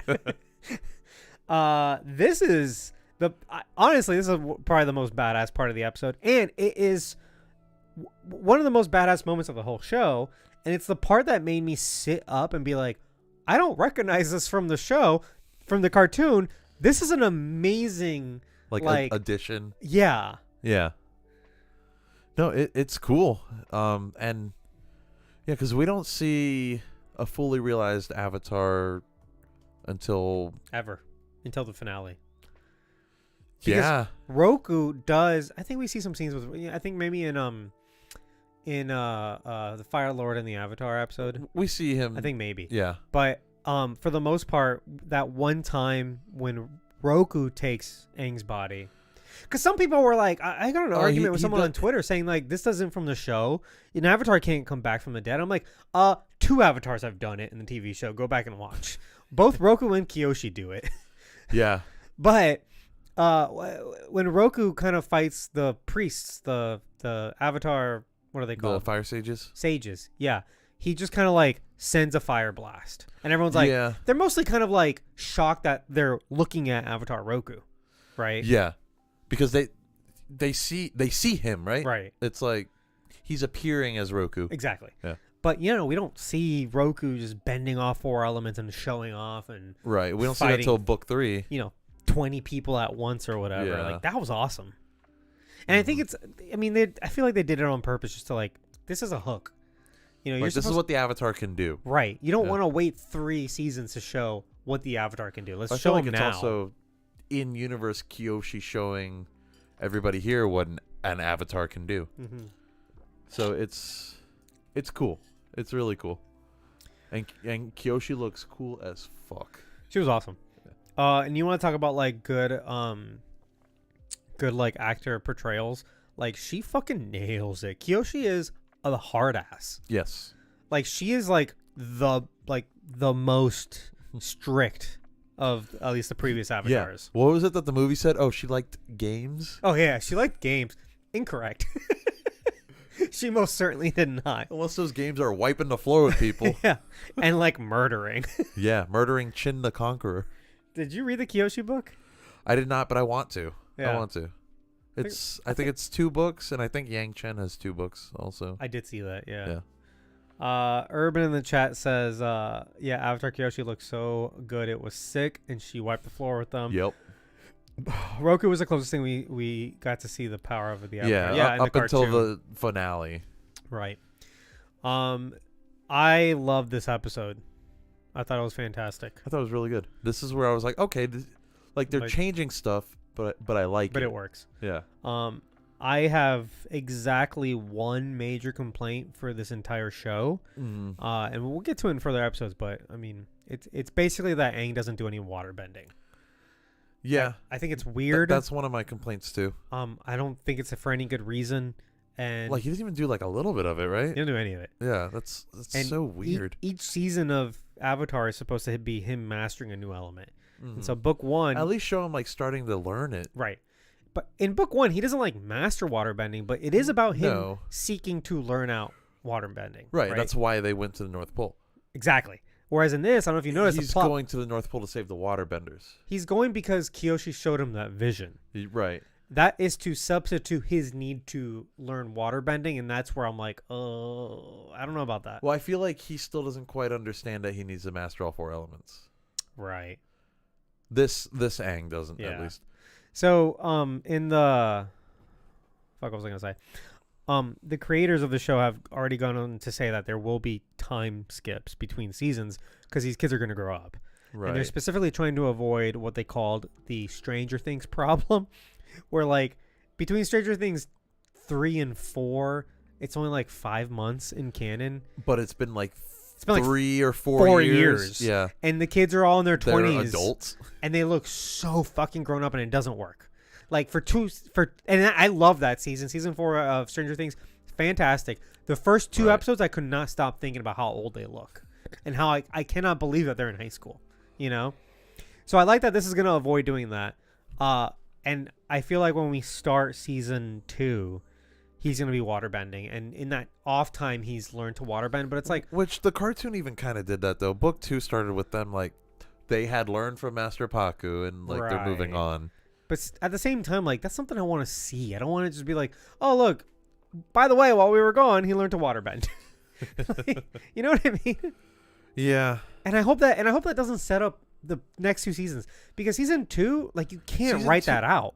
He specifically meets Toph to learn earthbending. Right.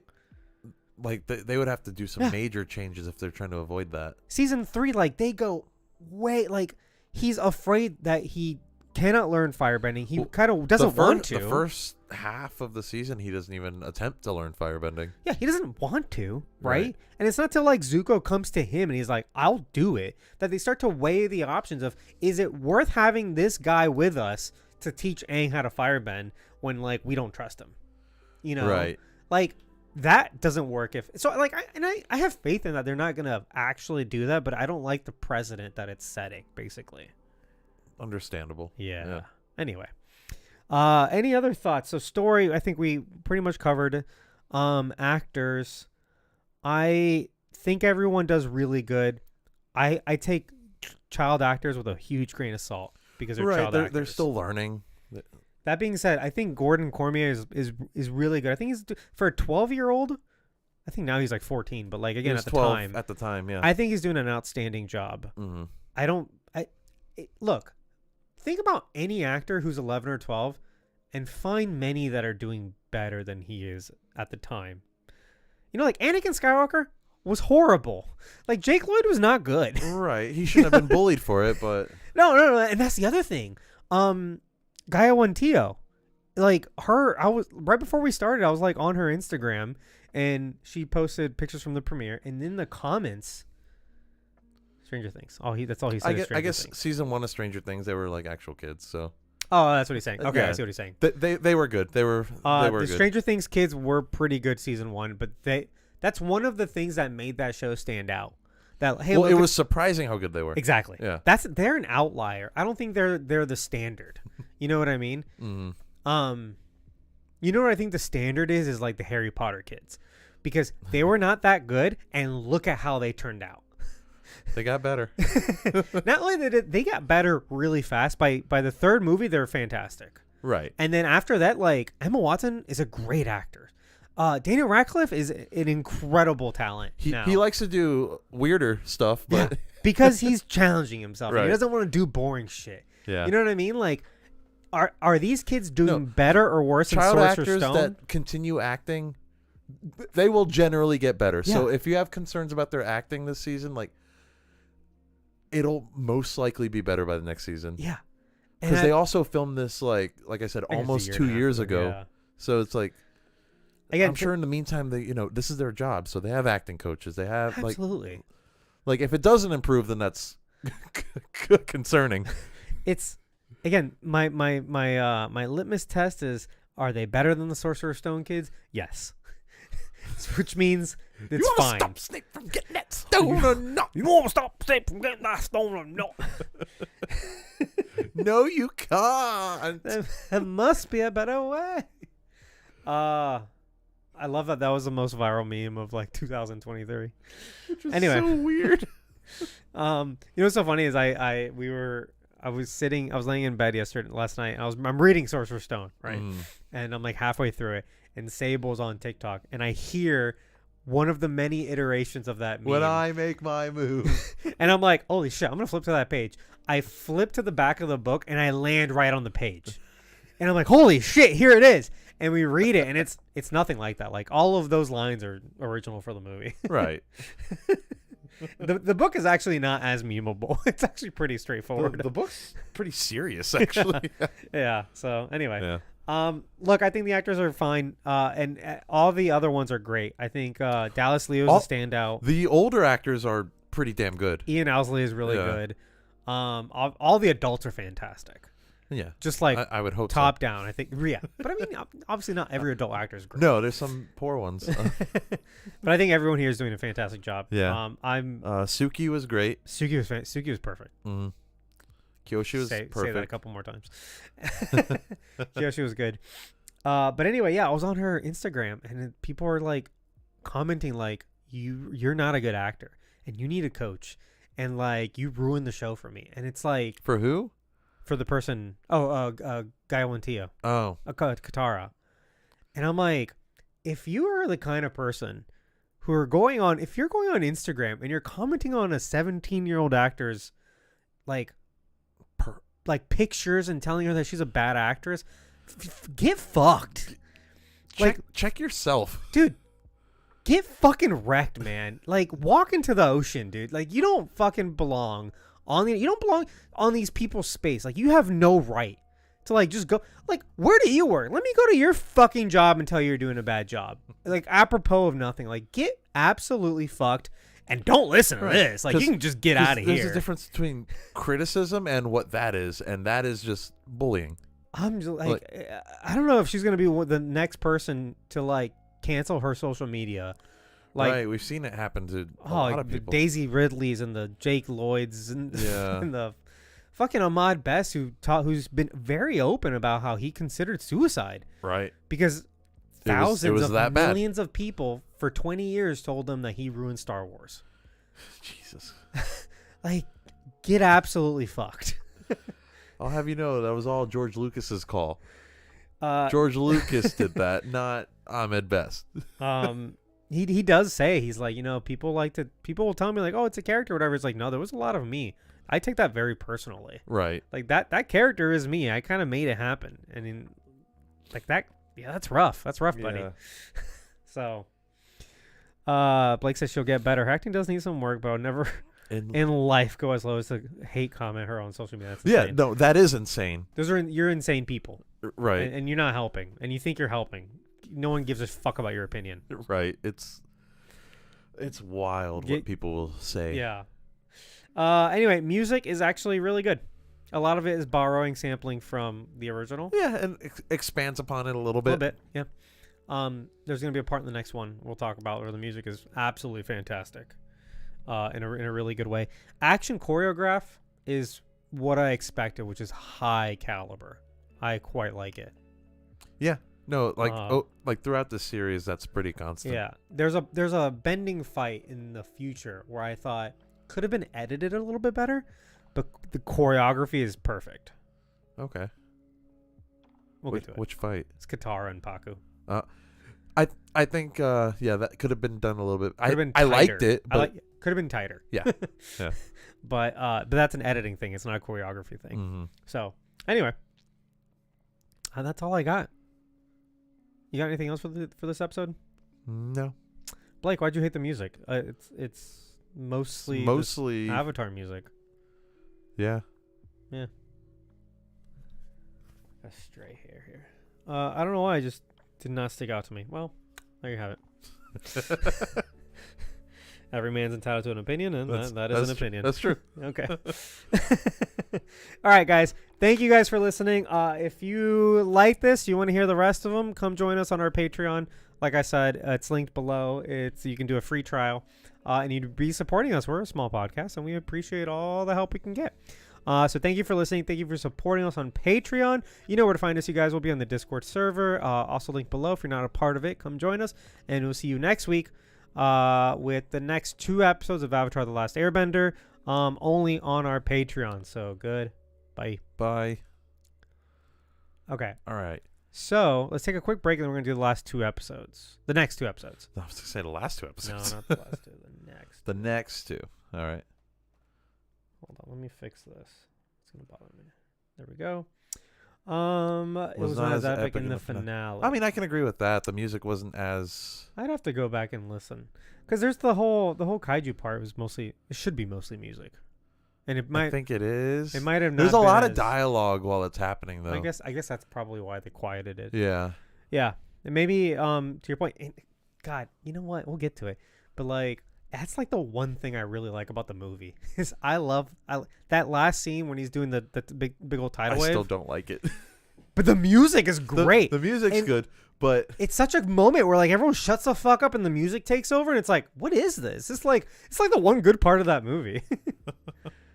Let me save this, and then we'll move on. Save project. I do think the music does some really good stuff in episode 4, though. Oh, yep. For multiple reasons. Episode 4 is weird. It might be my least favorite episode, but it has some of my favorite stuff in it. It's weird. I mean, yeah, I get it. Because it also has some of my least favorite stuff in it as well. So I really like those 2 episodes, but we'll get to it. All right, guys, we're going to take a quick break. We'll be right back. Be right back.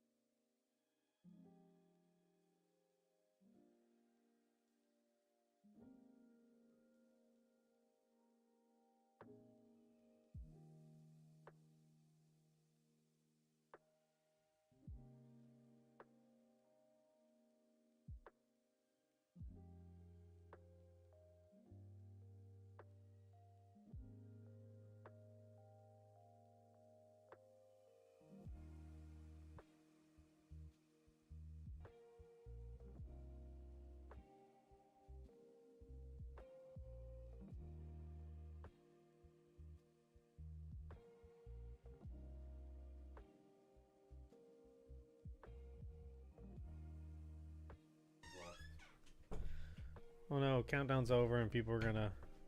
They're gonna be like, they're never coming back. Yeah, they're gonna complain about us again. That was your friends. Yeah, it was.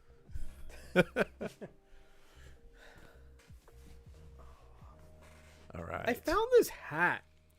Oh, it's Grogu. And I don't remember ever owning this hat, but I found it. I'm like, I think someone gave it to me for Christmas, and I just put it in my drawer and never wore it. Did somebody give it to you, or did somebody leave it here? No, I think someone gave it to me. Huh. I think my sister gave this to me. Sounds like something she would do. It's nice, though. I wish I pulled off hats. It fit. Like, what? I don't know. I don't think I pull them off. My head's too big. That's not a thing. Anyone can wear a hat, Berto. Blake said, is that mine? He owns a Grogu hat. This isn't yours, is it? You better have. I'm almost certain my sister like bought me this. It's also like brand new. He just found it laying around here. No, it was in my drawer. Oh, it was in your drawer? Yeah. Huh. Sable would have gave this back to you if this was yours. Unless she didn't know it was his. She probably saw Star Wars and assumed you. No, my sister and my brother-in-law, they gave me like. See if you can find yours, Blake. They're kind of like random gift givers. Like they'll give me like something kind of random, and so like some of the time I'm like, oh okay, and other times I'm like, actually I really love this. My sister gave me that beer glass that I love. That beer? Which beer glass? The stemmed one. Oh, the Tico glass. Hell yeah. Glass. Those are cool. It's yeah, it's great. All right, put this where I need it. Because I always end up moving my microphone. I don't know why. Oh, Blake found his. Is it the same exact hat? Is it the same hat? Is it like literally? Because that's kind of funny. Because yeah, we need a wear exact same hat. Oh, that's fucking hilarious.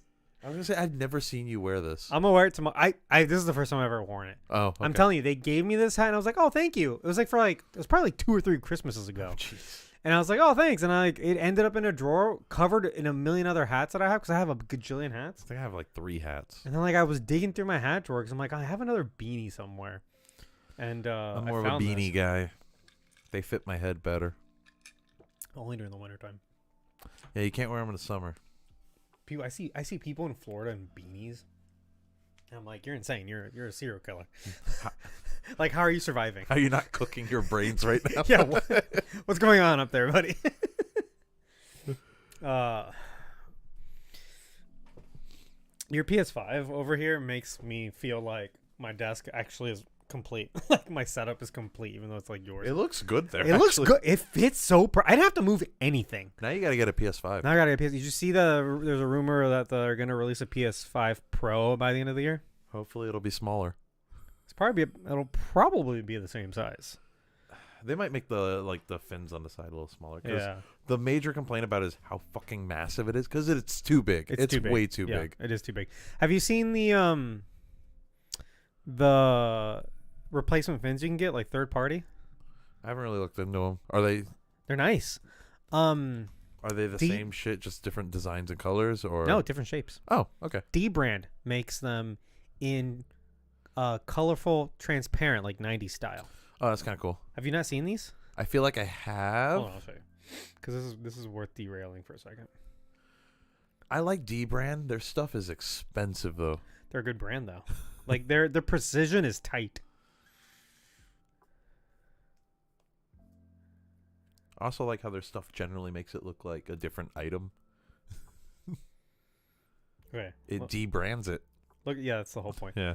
Look at this 90s aesthetic. Oh, that looks cool as hell. So basically, instead of having like wings, that's like the whole case being replaced, though, right? Yeah, it's probably like $100. And you got to do like maintenance on it. It's probably not that hard. It's just probably a couple screws or whatever. Probably, yeah. It's But like faceplates. It basically gets rid of the fins, so it does. It makes it look like a body. very weird machine, though. Yeah, it does slim the body up, though. It reminds me of you guys in the the IMAX from the early 2000s. You know what I'm talking about? Yeah. Well, it's the same colors actually. See? Oh shit! Like they actually color match like Nintendo and iMac. Yeah, the purple is Nintendo for the purple and orange Nintendo for sure. I think the blue and orange. Might be sampled from iMac. The blue definitely is. Yeah, no, color. That's absolutely. Because they're trying, and they have a transparent black also, like a shadow, like a smoke. That's kind of cool, but I think honestly, I'd want to get like the purple. Orange looks nice. Orange looks nice, but that purple, that atomic purple, I think it was called. Yeah. Oh man. Oh yeah, that's slick. That's why I got that replacement skin for my Switch. How much? Oh, you did? Yeah, that was like a cheap little thing though. It was just literally just you replace the shell. Oh, it's not that bad. It's $69. Oh, that's not bad. Looks like a completely different console that way. Huh. Well, you're thinking about it. I am. I would want it in purple, honestly. That's pretty cool. Anyway, moving on. So yeah, after I get this job, if I ever get a PS5, I'll do the Pro. Put it there. It depends, cause like I also have like a decent graphics processor on my computer. What's holding me back is like CPU and RAM. Right. So I'd be willing, once I build my new computer. RAM is a cheap upgrade. CPU is. Yeah, but it's not worth it on this because it's just not worth it at this point. Wouldn't upgrade it until you get a new CPU. Yeah. So once I rebuild this computer, which is like a top priority. Not top, it's second. Actually, if my job includes some work from home, my first thing I want to do is convert this to a standing desk. That'll. Because my like just sitting here, like when I sit here and I edit all day, now that I don't have a job, like after a while I'm sick of sitting down. I want to be standing up. Mm-hmm. So definitely want to do that. You could see what Max got to convert his desk because he converted his. He didn't buy a standing desk. You wouldn't even know I did anything until I hit the button. Yeah. Basically, one would go on that side of the Alex drawer. That's not even attached. There's nothing attaching those two. Oh, this is just a slab on top of Yeah, it's just weight, and there's a couple like little stoppers, and then these two I would just unscrew and then put the other side on this. Oh, you can convert this easily. Very incredibly easily. Easier than a normal. Yeah, Blake, you definitely need to do it. Oh yeah, this would be so simple. Yeah, Blake, get yours converted too. See what Max got. There was something he bought that he. Isn't your desk kind of tiny? I feel like you just need to rebuild. Build something big like mine. Mine is so fucking comfortable. It doesn't need to like. Yeah, he might need something a little bit wider, actually. Yeah. You should do something. You should do something like mine. You can get something long. I want a nice piece of wood. Yeah, this is 5 feet by 30 inches. These are hard to find though. I have a couple linked that I've saved, and also when I do it, I'm probably gonna finish this wood because this is unfinished wood. Oh, true. I'll probably can you buy them already finished? Yeah, you can. I'll either finish this or just do like another heavy, like a real heavy coat of oil, because I've only oiled this twice. Okay. And yeah, and when it's oiled, it is so beautiful. Like it shines. The color is really deep. I would just get it finished though, just to protect it more. Yeah, I'll oil it and finish it probably just so it maintains that color all the time. Right. Because you can even see like little drops will stain it. Oh yeah, your desk isn't even a desk, Blake. It's not even a bookshelf. It's like a little weird entertainment stand. He doesn't need to convert. He needs a brand new desk. Max converted. Like he built a little thing that comes up into it. What you need is like you need a good tabletop and a standing desk and like some drawers. Like these Alex drawers are incredible. Yeah, you get them at IKEA. They're right by where I work. They're like under $100. And the Alex drawers, they're so solid. It's all wood. There's no it's particle, but like there's no flimsy parts or anything. Like it's a solid. It's one of the most popular drawers made. Period. No, they're good. And it's clean too. Yeah. Didn't Kai want to build a desk exactly like this, or did he? We did. We built it. Oh, we had 2 Alex drawers, and a dark wood tabletop finished. So did you do 2 drawers instead of the legs over there? Yeah, and it was 6 feet long, so it was 1 foot longer than this. Oh, he one-upped you. Well, no, it's 25 inches instead of 30. So like, for like this, so it comes up to like here. Okay. So it's perfect for if you use a computer and you don't use the desk for anything. Usually, it's just for the computer. 25 inches is perfect. If you want stuff on your desk. If you want stuff on your desk, so if you draw or write or take notes or do schoolwork. Space of any kind. Yeah, if you need desk space on top of like keyboard space, then you need 30 inches. Okay. Yeah. So this is 30 inches. You see, I can push the keyboard back and have plenty of space. Yeah. But then I pull the keyboard forward and it's all good. Okay. This is fucked. It's like a bookshelf. Yeah. Oh, hey, Cosmic Firefox, welcome. Hey, what's up? We're talking about like desks and I know we're desks like and way we off get topic. But yeah, Blake. I'll send you some links. I love building desks. It's like my favorite, and cable management and shit. It's like my favorite thing to do. I've done it a few times. Also, with Blake, some go on the friends. subreddit called Battle Station. Ooh, you won't come out of that any richer. I'll tell you that. Yeah, Battle Stations is also really fun. I've been so close. Some people to have some posting really this cool stuff in there. I've been this close to posting this on Battle Stations, and I never do. I'm always scared of the comments. They're gonna be like, "What the fuck is this?" Yeah. No, my shit looks nice. Okay. I love my setup, but I will be improving it soon. Also, I want to run because I've been using that Apple TV a lot, and so I want to run an HDMI switcher, and actually organize it over there. Get a good one if you do. Don't get a shitty cheap one. No, I have one. It's oh, sitting you in already here. have it? I don't. You know what I'm missing? A place to plug it in. I'm out of outlets. Physically, there's no more outlets. You don't have one of those like really good. I have like 3. Oh, everything's plugged of the in. surge protectors. Yeah, I will need like 4 surge protectors. Yeah, so I need to reorganize a lot of stuff back there. Yeah, I just have too many things plugged in.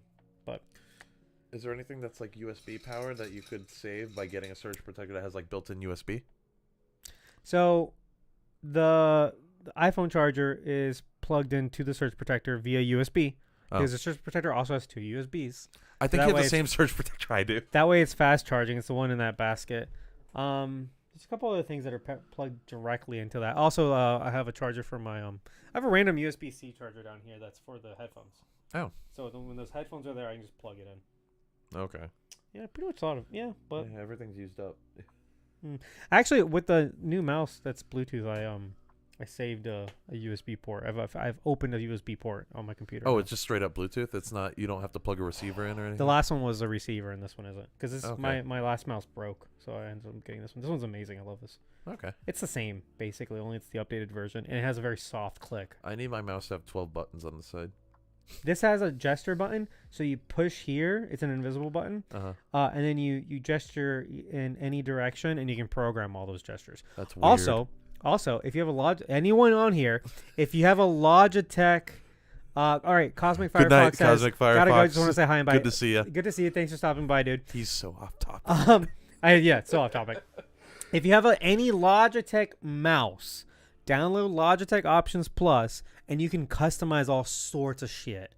Like all sorts of shit. They now added a macro setting, so you can program a macro onto a button. Mm-hmm. It's incredible. I have Corsair mouse. And I actually just do some shopping around, but I ended up on this one because of the side wheel. I have to have the side wheel. Really? Yeah, I love that side wheel. Huh. Yeah. I need to have an MMO mouse. I You can zoom need in it. and out. And anyway. All right, let's get going. This is not the right. No, this is episode 1. Close it. The right file. You saved everything that needed to be saved, right? Yep. Tears from the vine. Oh fuck. Whoa. 1%. How are you gonna read any of that? Is that side wheel doing that? No. For this one, it's not a program. So the side wheel's gonna do volume. See. Oh, okay. But if I go to another program like this one, it is zoom in and out. Oh, cool. Yeah. You can customize based on the program. Okay. Oh, Blake, Arnaldo was asking if you had your Stream Deck. Stream Deck set up. I'm Probably guessing no. You probably don't have space on that little tiny piece of wood. That sorry excuse for a desk. Anyway, welcome to Where's Mephisto? This is your bonus podcast where we watch whatever's currently streaming and ask the burning question on everyone's mind. Where's Mephisto? Berto, where's he been? We forgot to fucking... We didn't do Where's Mephisto on the last episode. Oh shit, is he there? I don't know. Oh shit. Fuck. We yeah, can, no. we can LMAO, record I need it and help. add it. Yeah, we'll do it now. Blake, I'll help you. I can help you out. She's ready to get set up. It's really easy. Once you learn how to do it, it's kind of fun. Arnaldo says it could be life-changing. Yeah. Like, you don't know, like, when I edit, I almost exclusively use my Stream Deck with pre-programmed things, so I don't have to hit certain buttons all the time. It'll save you a lot of time. Saves a shit ton of time. honestly. Like, I wouldn't be able to live without it. Damn. All right, so we forgot the last episodes were Mephisto, so let's do that now. Berto, last part of this episode. Is Mephisto in either of these episodes 1 and 2? Nah, I didn't really see him. No. Sozin was pretty fucking evil, let me tell you. Right. Maybe when the comic comes back, Mephisto will be on it. Okay. Here's the thing, too, is like, we already know what happens in the show. I know. But hey, guys, it's all an act. Here's the thing. We haven't met Azula yet. We don't know what her motivations are quite yet. She could be a Mephisto in disguise. She could be a Mephisto. Also, there's kind of like a Mephisto element to all this. We'll get into it. Whoa. Later. So just keep you guys coming back for more. But anyway, let's keep watching, and we'll see if Mephisto pops his ass in any of these future episodes. All right. Okay. So no, that's for the first episode. Ask the burning question on everyone's mind: where the fuck is Mephisto? He must be controlling everything from behind the scenes. Berto? No? Yes? I mean, I think he is. I just haven't found him yet. There's no evidence, but that's our hypothesis. Right. Yeah. Let's get into it. Berto, where are we looking for Mephisto today? Netflix's Avatar: The Last Airbender, episodes 3 and 4. 3 and 4. Oh my God, Philly, you've missed so much. It's okay. We're just getting started on the second Where's Mephisto episode on episodes 3 and 4 of Avatar. All right, guys. So let's get. All right. Well, actually, I should have done. He was on another episode. stream. Whoa. Anyway, I'm not that surprised. All right, let's get right into it. Episode 3, Omashu, directed by Jabbar Raizani and written by Christine Boyland. So guest stars on this one are... Actually, he's not in this episode, is he? Yeah, he's kind of in it. This first guy. Utkarsh Ambudkar?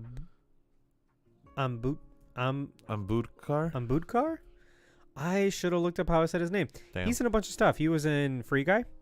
And who was he in Free Guy? He was like the main villain. Oh, really? Yeah. Huh. Okay. You remember him? Barely. Oh no, he was the best friend. The main villain was Taika Waititi. Oh, okay. He's the guy's friend who works there. Okay. Yeah, at the video game place. Oh, he's young. Oh yeah, he's very young. He's like my age. Anyway, he's playing King Bumi of Omashu. Danny Pudi as Sai, aka the Mechanist. Elizabeth Yu as Princess Azula. I mean, she's a recurring. She's a main cast. She was introduced here. But she's introduced in this episode, yeah. Talia Tran as Mai, Mamona Tamara as Tai Li, and Sebastian Amoruso as Jet. Not watching. I was part of a stream since I can't get back on this one. He was literally on another that's stream. very cool. Oh, okay. Cool, awesome. Philly was streaming the other day. I was watching him playing this, what's it called? Oh, is that why you linked it? Yeah. I wasn't home, so I was supporting our friend. It's like this game where he swims around. Subnautica? Yes, I think that's it. It's like you see a bunch of fish and stuff. Yeah, but it's like scary and dark. Never mind. It's Abzu. Oh, that's a different swimming game. How many swimming games are there? Jeez. Plenty. Okay.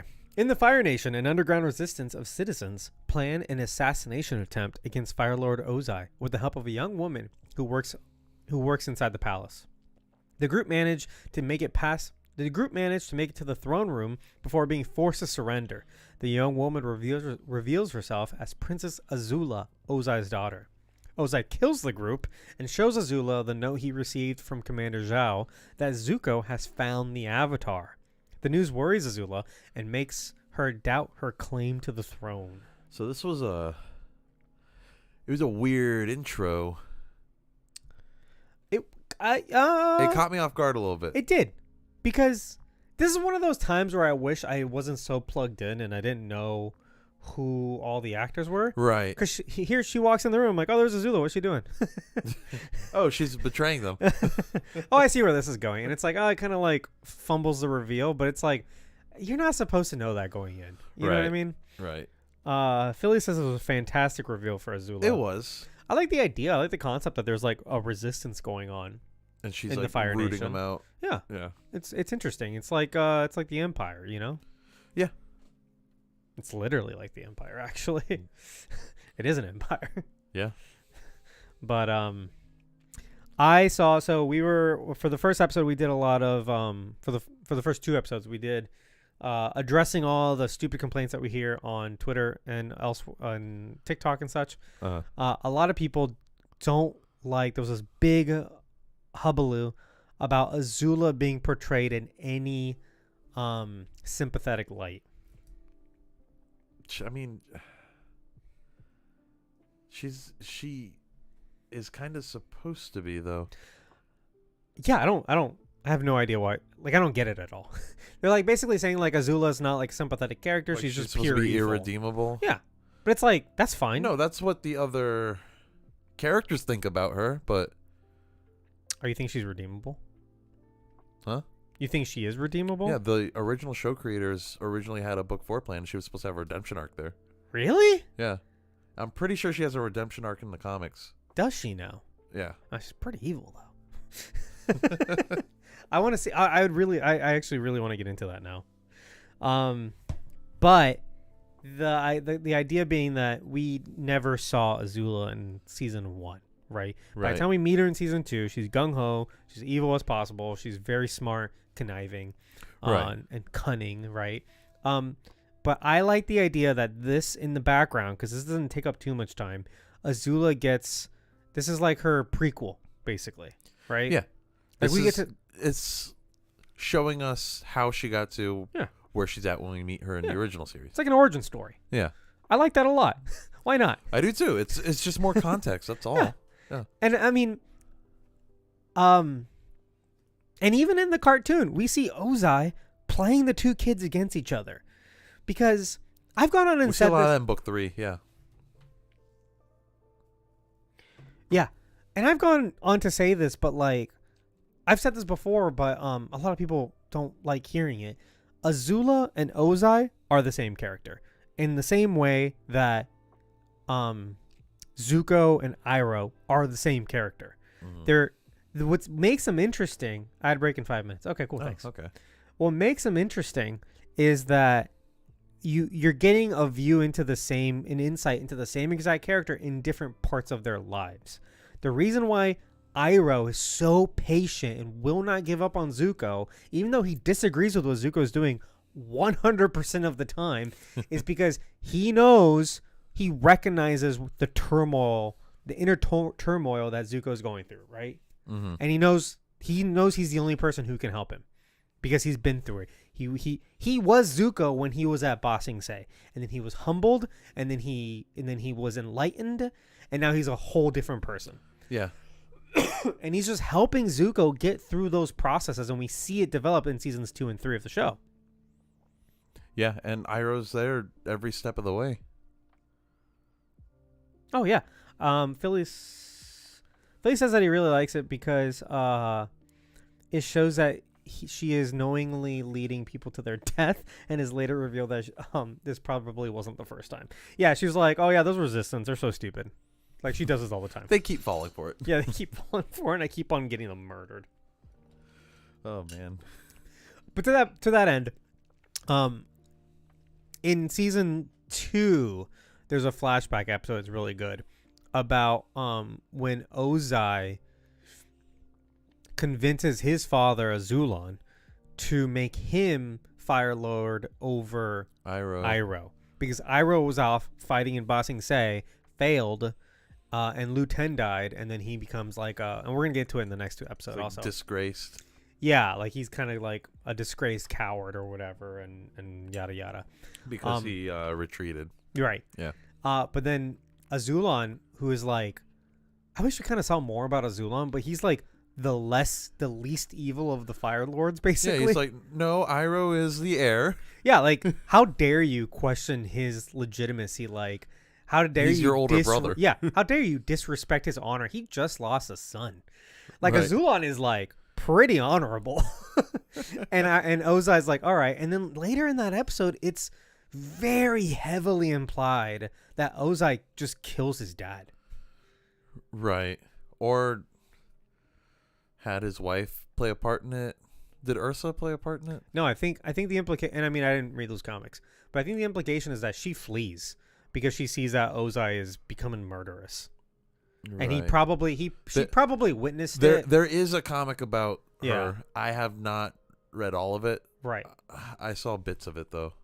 My guess is that she was either a witness or she was some sort of liability, and so she ran. I don't remember. Yeah. But he definitely kills his father. Oh yeah. For the throne. Yeah. And he's raising Azula to do the same thing, basically.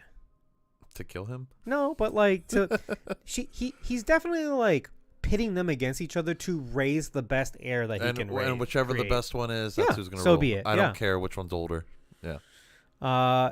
Blake says, I thought she was banished as punishment. Again, we haven't read those comics, but she definitely runs away. She's not banished. Because she goes and she says goodbye. It seemed like there was some sort of agreement. Oh, you think? It seems like it. Oh.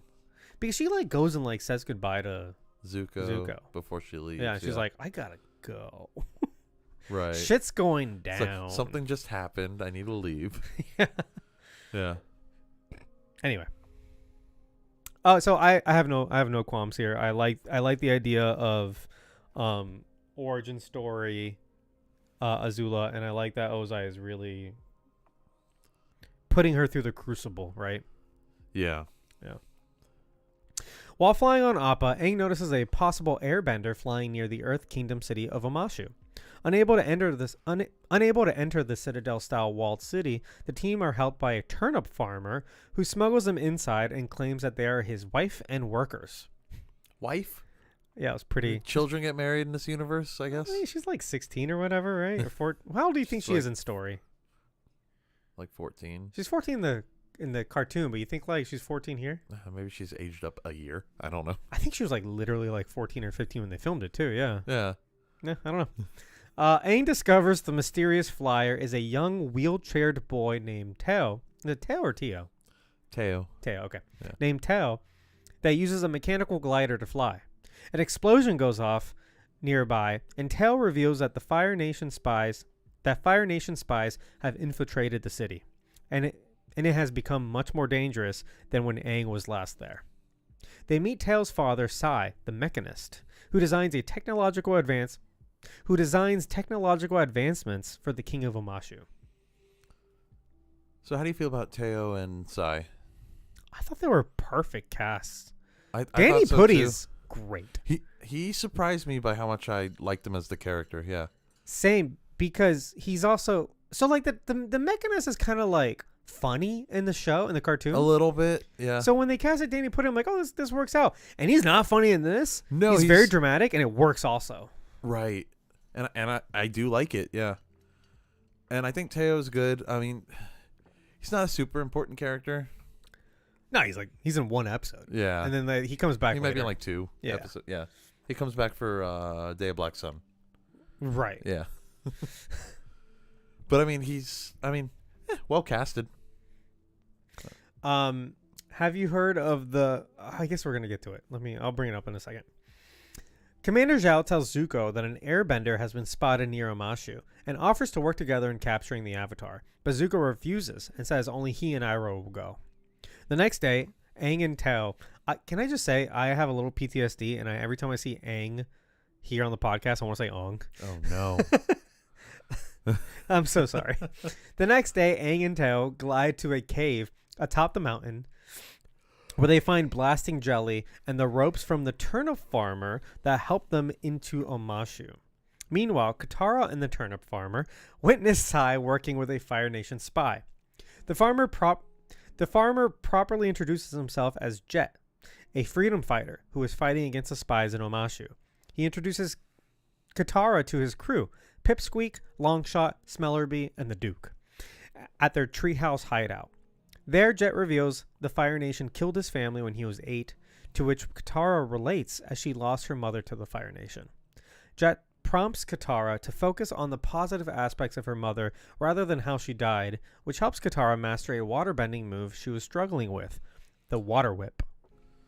So the freedom fighters look almost exactly like their animated counterparts. Yeah, they're ripped, cartoon to live action, just like exactly. Jet looks incredible. Like he looks like his costumes is like exactly like spot on. He even puts a little piece of straw in his mouth. Yeah, but to the point that like it still looks tangible in real life. Like it doesn't look like a costume. His costume looks good. Yeah. Like it looks good. Yeah. It's because it looks worn. All right. It makes a big difference. It really does. His haircut's perfect too. Also, he's very handsome. Like you believe that Katara would instantly fall in love with him. Yeah, he's like being all charming and stuff. He's very charming. Yeah. Yeah. How do you feel about the adaptation of 4 episodes, basically, from the cartoon into this? I didn't love it, but I didn't like strongly dislike it either. If anything, it just had me like kind of worried. I'm like, oh, they're putting a lot of stuff like in one episode. Like it had me concerned. Oh, okay. But like, I think this episode pulled it off pretty well. I think it's great. I think I mean, this is just like, this is a great example of like good adaptation. Like this is how you do it. You know, they were able to like find an original story with threads of 4 different episodes or 3 different episodes from the cartoon, which is a very difficult thing that they didn't have to do. They could have just created something from whole cloth.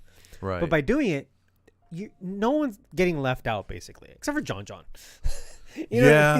John got done dirty. Yeah, and I guarantee we're gonna see him in like seasons 2 or 3, right? But like, other than like a handful of like pirates, don't give a shit. John, fine. But like for the most part, like everybody's in this. They didn't have to do that, but they did, and they found a very creative way of managing that by putting all of these like individual storylines in Omashu. You know? Yeah. Philly says, I think the episode overall was a little clustered. Could have been maybe 10 to 20 minutes longer, but was well paced overall. Yeah, it was very well paced. And I agree. You could have made it a smidge longer, but I do like how this episode plays out. And the next one, as far as like, you know, combination of different cartoon episodes. Right. Even going into the next season, even for some of it. For the next one, yeah, for sure. Yeah.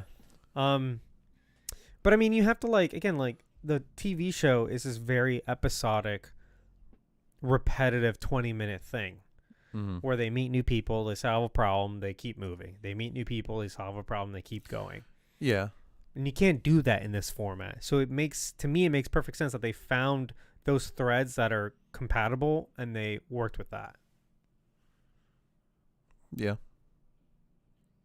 Okay. I don't know if you have any other opinions. Yeah. No, like I said, this episode does pull it off. Okay. Going back to like fan complaints. I saw several complaints that their tree houses weren't high enough. That's a weird complaint. It's just like, who gives a shit, dude? Like they have. You want them to live like Ewoks? Yeah, like they have a fort out in the woods. Like that's as good as. Who cares? Like that's it. That's good. You know. In Omashu, Zuko and Iroh explore the city, and Iroh buys a White Lotus Paizo tile. Oh, from the pirate episode. Yeah. Sokka helps Sai design a hot air balloon, and Sai tells Sokka that he should become an engineer. I really like that angle. We'll talk about it in a second. Okay. When Aang and Katara return, Aang tells the group that he found Jet's blasting jelly and concludes that he must be behind the bombing, while Katara believes that Sai is responsible for the bombing since she saw him with a spy.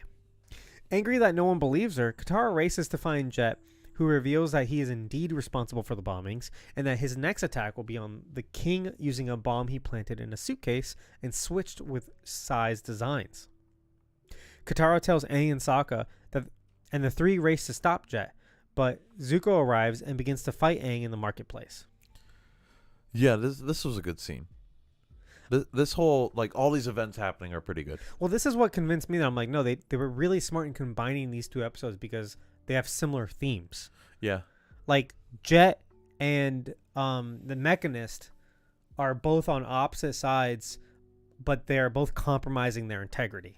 Right. Like, I think that's a genius combination. They're both doing the wrong thing for the right reasons. Yeah. Right. Yep. Just a simpler way of putting what you said. Or is Jet doing the right thing for the wrong reasons?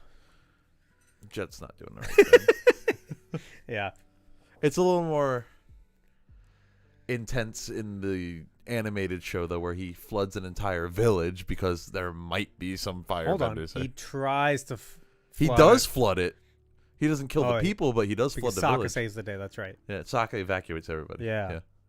But he did flood it. Their homes are done. He did do that. No, but in this, he's like straight up killing people. Yeah. I mean, it's implied that he's killing people in the cartoon. That he's at least killed people before. Right, and he definitely attempts to kill that whole village. Yeah. It's should be noted it's a Dave Filoni episode. That's why. The Jet? Yeah. Oh, wow. And that's why it toes the line of the ethics of war. He really does do that a lot, huh? That's probably why they got him for Clone Wars. For Clone Wars, yeah. Is there an actual Paizo game? Ooh, is there? Wait, why is he asking Blake? Why would Blake know that? I'll look it up. Azulon says you must feel the same pain as Iroh. Oh, that was when they were gonna kill Zuko, though. Is Paizo an but Azula made that up. Huh? Azula made that up. Azulon wasn't gonna kill Zuko. It was vague on what was actually going to happen. So like that doesn't sound like anything anyone would say. That's like I don't know. There is no official Paizo game that you can play. Damn. Since no rules are actually given in the show or anything. Yeah, but people make over the years, fans of the show have worked to build real rules to make a real game that felt true to the show. But we don't know what the actual rules of the game would have been. It looks similar to like Chinese checkers or it does a game called like checkers, I don't know if you heard of a game called Go. No. It looks similar to that. So it looks like a combination of different board games. The way Iroh talks about it makes it sound like it's way more strategic though. Yeah, but again, we don't know what any of the rules are. My favorite fan-made TV show, board game or game is True Americans from New Girl. I knew you were going to say because people have made real rules for that game, but the whole point of that game is that it makes no goddamn sense, and the rules are pretty much made up as they go. Right. So how do you make that? You don't. That's the whole. That's the whole fucking point of that game. Anyway, this fight with Aang and Zuko, one of the best fights in the entire show. In the marketplace. Oh. In the entire show? I think so. I really liked it. Huh. They're fighting with like scarves and shit. It's very Jackie Chan. I did get Jackie Chan vibes from that. Yeah. And then like they get lost in it. They're using their environment. They're jumping over tables. What? Okay. I agree with you. There's that one lady who starts beating him up with a baguette. I love it. It's incredible. It was. She's like, stop attacking children. Yeah. They're having like a whole conversation throughout. The cabbage merchants there. Yeah, the cabbage. Well, I'm gonna get to in a second, but yeah, the cabbage merchants there. I really enjoyed it. The other thing I want to talk about here is Zutara. Have you ever heard of Zutara? Yeah, I've heard of Zutara. Isn't it the fucking dumbest thing you've ever heard I've in your never life? been a fan of it. Yeah. So that's the amalgam of Zuko and Katara. That's their shipping name. For people that ship them. Yeah, I don't know if I remember when book 2 was current, and they had that scene in the cave. That's when you heard the most about Zutara. Because I was on the internet back then, so I would see people talking about it. That's right. There were forums back then. Yeah, there were. I hate shippers so fucking much. I hate shipping in general. Just like when you're watching a movie or TV show, like just let it play out. Right. You know what I mean? Like because what I hate the most about shipping is that it always tries to negate a friendship. You're not allowed to show a friendship on screen without people going, "Hey, they should be dating." You know what I mean? Yeah. And like to me, I'm like, that's kind of missing the point, because sometimes like friendship relationships are so important, and like you're kind of negating that when you say that they're a couple. People can be platonic. Oh yeah. You know what I mean? Yeah. Anyway, and the dumbest part is like we already know like they have kids. Like Aang and Katara like get married, have children, grandchildren. Right, that's canon. Yeah. So guess what, guys? It's not gonna change. I do think that was my first introduction to the concept of shipping, though. Really? It was the first I had like heard of it or anything. I was young. Zutara. Yeah, because people were saying like Zutara. I'm like, what does that mean? Then I like learned from it. Fun fact: when this show was going on, I had a very long-running thread on the RuneScape forums about Avatar: The Last Airbender. What the fuck? And it would reach the point where like you'd run out of pages in the thread, and I had to make a new one. You're like moderating this? I mean, I wasn't like a moderator, but like I created a thread, and I would like keep it. I would bump it. So you're like the de facto moderator for your own thread. Yeah. That's fucking great. That's wild. It got so like that was where I talked about Avatar on the RuneScape forums. That's so fucking stupid. Oh God. I was like 13, 12. Philly in the chat is saying that he can see it because they do share some very special moments together. They do. Yeah, that's intentional. I think the show does, the cartoon we're saying, like does play with the idea. Yeah. It definitely toys with it. The same way it toys with like how like Toph has a crush on Sokka. For like a second. Yeah, maybe. You know, maybe these kids are teenagers. Like they have considered every single possibility. Right. When you're a teenager, you look around the classroom. classroom. Are all over the place. Yeah, they're all over the place. And you look around the entire classroom, you're like, I could see myself with that person for like a day. And then you're like, never mind. And then the next day, you're like, what was I thinking? And then you start dating somebody. You know what I mean? Right. So, Philly says, "Oh my God, I love the Toph crushing on Sokka." I love when she accidentally kisses Suki. Yeah. And then it's just so embarrassed. Me. You can just let me go now. Yeah, you can let me drown now. Let me drown now. I do love that scene.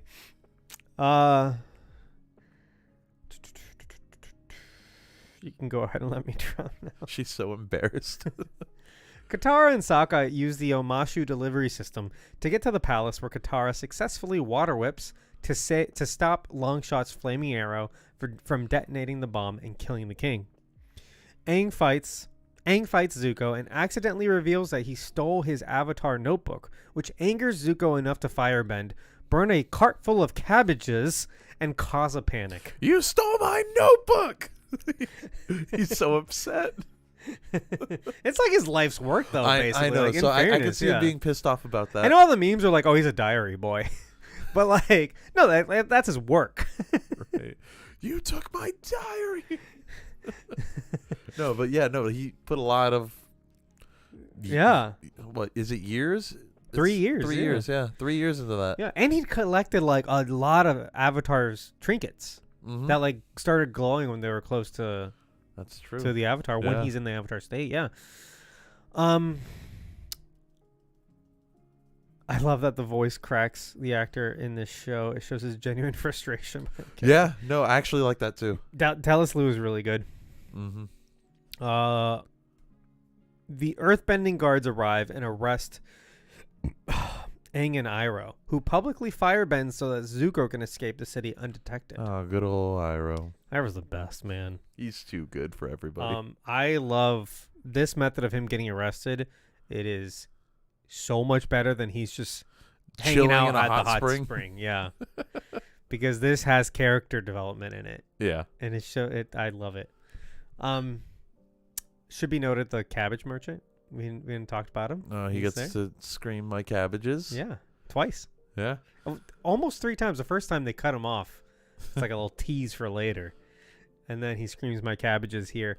It does a weird thing, though, where it's like a zoomed out camera. You see like smoke and you just hear him yell. It feels very cartoonish. That's I know, but it's the point. It's odd because it's not a cartoon. So no, but it just feels weird. Yeah, but you're talking about the third time. That is the third time It's where in they the like next and they like episode. exaggerate. Oh, they exaggerate it too. Yeah. This time he does it. They do the thing where the camera is top down and he is cursing the heavens and he's like looking up and he's like, my cabbages. Did you know that was the same? Yep. Yep. Yeah, should be noted. It's the voice actor. Same voice actor. Or same actor. He it's did the crazy voice. that he looks like him. He's an Asian man who kind of looks like it. It really worked out. Like I don't know if that's his hair and makeup, but like it really worked out. He looks like the character from the cartoon. I think that's the only person reprising their role at all. So I think too. Yeah. I don't know if they got like there's some random like voice work going on. Was Ko the same voice? Did it get? Yeah. Ko is the same George voice, isn't it? Takei, It is right? George Takei. Yeah. Yeah. So never mind. George Takei. I don't know if like the guy doing like the Momo and Appa voices are D. the Bradley same guy. Baker. No, it's not D. Bradley Baker. Which they could have easily just got him to do it again. Yeah. He might be busy with out. Bad Batch right now. Hmm. Oh, new episode tomorrow, I think. Oh, cool. Is it Wednesdays? I don't know. It's either Wednesdays or Thursdays. Anyway, that's the episode. I really like it. I think it's a very smart way. Again, if we had done all these episodes individually, it would have been boring. If you had skipped some episodes, you would feel like you lost out on some of the character development. Yeah. They found a very clever way of creating several subplot threads out of those entire episodes. I really enjoyed it. Yeah, and it actually did end up being satisfying at the end too. It had a satisfying conclusion and everything. So Also, Omashu looks great. Omashu looks cool. I really liked it. Anyway, episode 4, Into the Dark, directed by Jabbar Razani and written by Keely McDonald. Same guest actors, basically, for the most part. Yeah, we're still in Omashu. We're still in Omashu, yeah. 100 years ago, Aang remembers his Omashu friend Bumi, who created his bison whistle that Aang uses to call Appa. In the present day, Aang has been captured by Omashu soldiers and jailed with Iroh. Iroh offers Aang kind words and explains that his brother Ozai will never stop waging war, and that Zuko aims to restore his life by catching him. The Omashu soldiers take Iroh and prepare to transport him to the Pit, a dangerous Earth Kingdom prison, while Aang is taken to meet the king, who Aang quickly deduces is Bumi. The enigmatic and senile King Bumi throws Aang a feast, but Aang can tell Bumi is angry at him for vanishing for 100 years. Question for you, and maybe Philly in the chat, is the Pit from the cartoon? I've never heard of it, and I couldn't quite recall. Um, Because the only prisons I feel like we ever see are the fire. The only prisons. Earth Kingdom prisons I can think of is the one Aang gets thrown in Avatar Day, which is just like kind of a random prison. It's not yeah. And he makes friends with all. He gets real sensitive with all the other prisoners. And the Dai Li prison in Ba Sing Se. Those are the only two Earth Kingdom ones I can think of. Yeah, the rest are the Fire Kingdom ones, and none of them are the Pit. The Pit just sounds like, you know what? Because it's like there's a million of the Pits. Yeah, I feel like. Like it's like Dark Knight Rises and the Pit. Anyway, King Bumi. Let's talk about him right now. I have zero issues with him. I like him. I don't see the outrage. You have issues. I don't like him. I didn't think he was anything like what Bumi is. You know, Bumi's like this fun-loving guy, and this guy's a little wacky, but he's not fun in any way. I think he's fun. He's jaded. He's pissed off. He's bitter. He's not fun. That's a character arc. By the end of the episode, he's like transformed. I didn't feel that, though. I didn't feel like he had transformed. He writes a fucking thing with Aang, and they have a good old jolly time again. They have like and a good moment. And instead of being a standoffish, walled-in city that's trying to stay away from the war and therefore infiltrated by spies, he decides to take an active role in the war because he's inspired by the Avatar. I didn't like the way he was portrayed. Go on. Sorry. I don't know. It's like it felt not just wrong. It just felt wrong. I liked it. I watched it twice. I watched it again because I heard all the complaints and I'm like, you know what? Like, let's pay attention. Let's watch it and see what we can see. And I think it's fine. I actually like the second time. I liked it a lot because I don't think he's I don't think they got the characterization wrong. I think he's just doing something different. In the last version, he recognizes Aang and he decides to test him, to prepare him, right? And he gives him several tests under the guise that he's a prisoner and that he's going to kill him. He's not nice to him at all until his true intentions are revealed. Am I wrong? You're not going to convince me. Okay. And then I have to talk to you, don't I? You do. And then for the whole episode, he's playing this kind of role until Aang figures it out, and then they they have a bonding moment, right? In this, they did get rid of that element where Aang figures it out very quickly. But instead of him trying to prepare him, he's trying to mature him. He's trying to get him, because Boomy is a jaded old man who's 112 years old, and Aang is a 12-year-old who's been alive for 112 years. And there's a difference. He points it out. And he wants him to become an adult and realize the responsibility of being the Avatar, right? And saving the world, because he had, quote, neglected it, right? He disappeared for 100 years.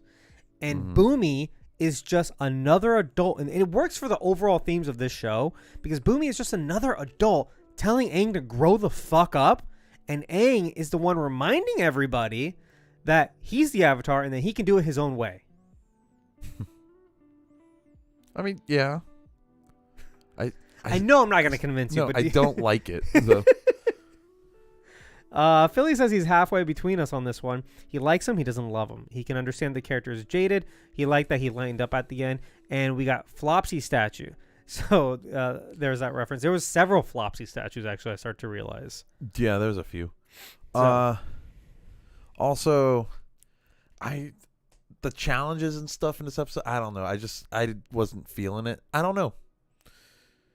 The Boomy stuff was probably my least favorite part of this episode. And we'll get to the other stuff in this episode that I really, really like, though. Okay. What about the other thing in this episode? What about the secret tunnel parts?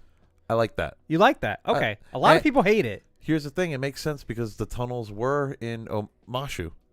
Yeah. Let's get into it. So anyway, I like this. I like this Boomy, and I'm excited for him to come back in future appearances, because by the end of this episode, he's at least closer to the Boomy that we would recognize. Right. From Maybe we'll cartoon. see White Lotus Society Boomy. 100%. Katara encourages Jet, who tries to justify... What? Katara encounters Jet, who tries to justify sacrificing innocents to capture the firebenders, but Katara refuses to listen and freezes Jet to a pole. So also she acquires her little her canteen that she carries with her. Yeah, that's cool. Anyway, Sokka and Teo become furious when they learn that Sai was feeding the Fire Nation secrets and designs. But Sai defends himself by explaining that he was trying to protect Omashu from the Fire Nation, which would lead to safety for his son and himself after the loss of Teo's mother. Really good performance. We said this, but Danny Pudi is solid. Mm-hmm. And again, this does go into kind of like those kind of gray areas of war by feeding them little bits of secrets and giving them little designs here and there. He's at least keeping the war away from Omashu and protecting himself. You can empathize, right? Right. So, and then what was how is he protecting Omashu? Was it like, oh, as long as like we're getting this information from them, like the city's safe? Yeah, he's like keeping the war away from Omashu. At least that's what he says. Right, but at the same time he's... Hard to tell if that's true, right? He's feeding the Fire Nation, all this technology. Yeah. Which they do end up using against them. They do end up using the balloons, don't they?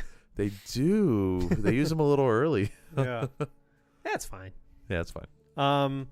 Learning Aang has been captured, Katara and Sokka decide to rescue him, and Tale reveals there are secret tunnels that run underneath the city that lead them to the palace. Before leaving, Sokka urges Sai to give up the Fire Nation spies to the Earth Kingdom soldiers. Meanwhile, Zuko disguises himself as a soldier and finds out where Aang and Iroh have been taken, and that he must choose between going after the Avatar or rescuing his uncle Iroh. Blake says one thing that was sus was how quickly the Fire Nation were able to make the air balloons. Well, he gave them they took the design. They took the design after Sokka helped them out with it, yeah. Yeah. But they did make it very, very quickly. But there was only a couple of them, right? But you have to see. Oh, here's the thing, though. Like, in the cartoon, he has a balloon that's already built, but needs tweaked. Sokka helps them tweak it, and then they use it to fight off the Fire Nation. Right. And then you don't see the balloons again until, like, season 2 or 3. I think 3. Because at the end of that very episode, the Fire Nation recovers the balloon. It's, like, downed, and they find it, and they, like, reverse engineer it. So it's like, yeah, you're seeing it in a different use, but, like, you saw it plenty in season 1. I mean, the one they use, if Philly's right and it's just the one that we see might just be like the prototype, and there's like, oh, we got to send this out because, you know, we're in the middle of a siege right now. Yeah, but it's like, right, like he might have just like straight up just given them that balloon. That might have been the last secret he sold them, was that balloon. Like the actual balloon? Yeah. Did he? Because it's end like up actually building one. I don't know. It's like a week or two later. Fucking. That's true. They're there for a little bit. I think it's kind of implied several weeks go on by the finale. But yeah, Zhao's using one at the finale. Mm. I'm totally fine with it. I do think it's just that one though. But yeah. I see Blake's point though. It is a pretty quick turnaround on an aircraft. I don't think it's a big deal. It seems like it's a nitpick. I mean, yeah. For sure, but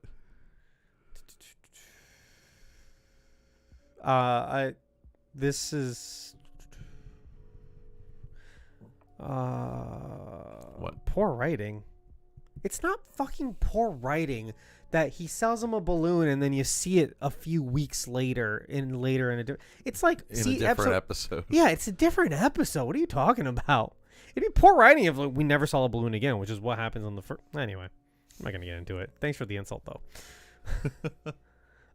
You don't know what he said. He's been selling him secrets his entire time. 30 seconds of ad break. Probably less now. All right. Well, let's just. I don't know. Chill for a sec. Let's just let's chill for a minute. Let's yell at Blake. Yeah, man. I don't think it's poor writing. I think it's just your opinion. Yeah, I don't think poor writing is I don't think Blake can hear us. What that is. He might. Oh yeah, because he's not subscribed. Yeah, where's your fucking Amazon Prime subscription? Who's he using it for? Hear us. Oh. Oh my god. Secret tunnel. All right. I forgot the words, but the next part goes secret tunnel. He's like, oh, I remembered the rest of the song. And die. I like that. This episode makes Zuko have to decide, and it kind of shows how he cares about his uncle. Yes, and it does a very good job at putting their relationship into perspective. Yeah.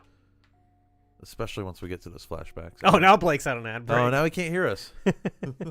Entering the secret tunnel, Sokka and Katara encounter a group of singing nomadic minstrels who warn them of the tunnel and explain they were created by Oma and Shu, forbidden lovers, each from a village that were at war with one another, who studied the movements of the badger moles and built elaborate tunnels to meet with each other in secret. After Oma was killed in an attack, Shu used her earthbending to end the war and create the city of Omashu. Sokka and Katara get lost, realizing that the badger moles are recreating the tunnels as they see fit. When they come face to face with the dangerous creatures, the siblings embrace each other and realize the badger moles see through emotions, and their brotherly love saves them. They're led out to the palace. Their brotherly love? Siblings. They're siblings. Oh, yeah. So question for you. How do you feel about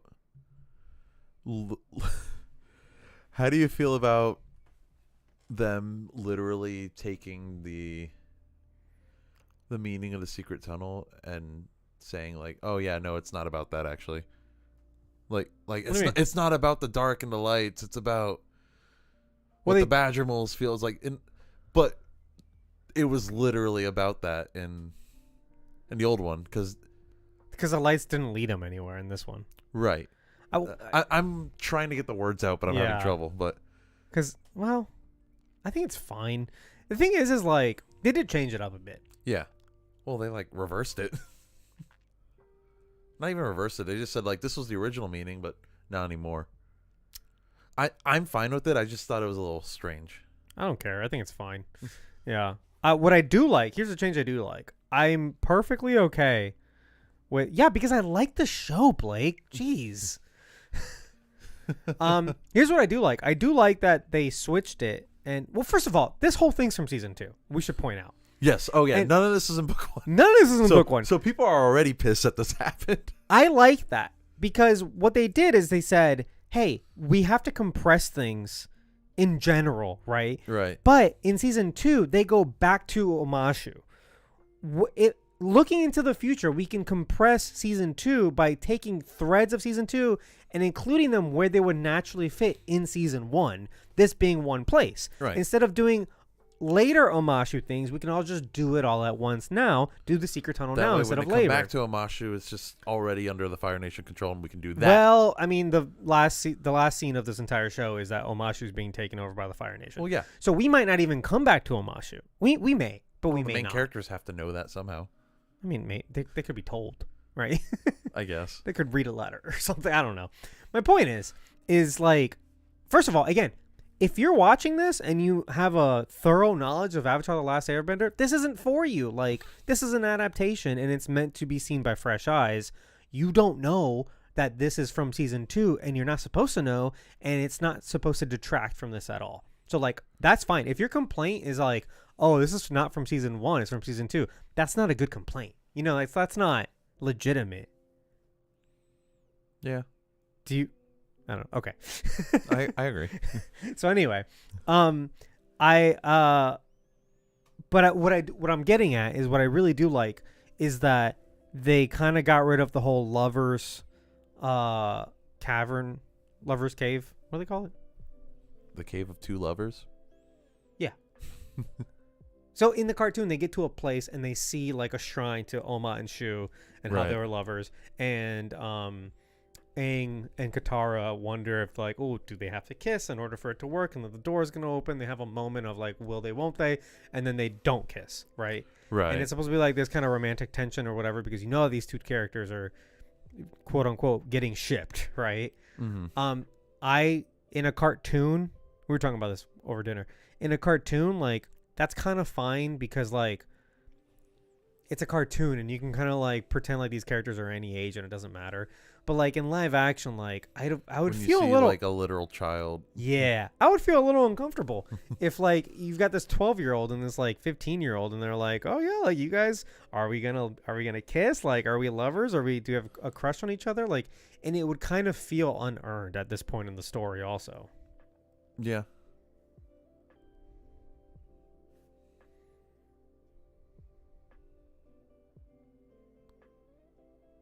Black Cobb. Black Cobb. Oh, I love when you two fight. Anyway. Thoughts on that, on the lovers thing? Like, I don't have an issue with it. I just thought it was more of like I made a mental and I'm like, oh, that's different. You know? Yeah. I'm also not mad that this is in the show early. Like I said earlier, and like you said, like it makes sense to put this here. Yeah.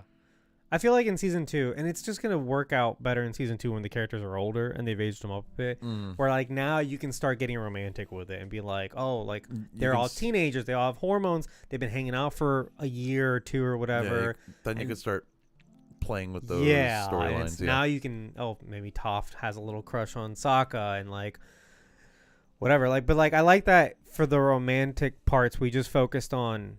It was literally just Sokka with Suki and Yue and Katara and Jet kind of getting warmed up on Jet. Like she's got a little crush on Jet. Yeah. Right. But that's it. That's cool. Yeah. Like that's good.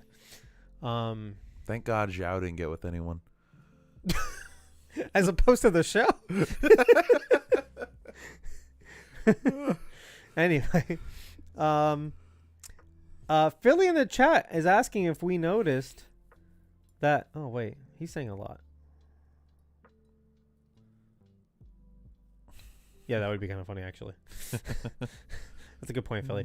Philly's asking if we caught that, and they made Oma and Shu both women in this one. I didn't catch that. I didn't catch that at all. I'm very interested in going back and seeing that and verifying it. Though I did really like the little animation sequence where he tells the story on the cave wall. That was cool. That was really cool. I also like the songs that they sing. Is it not just Secret Tunnel? They sing other I think songs? they sing like one other song. Oh, okay.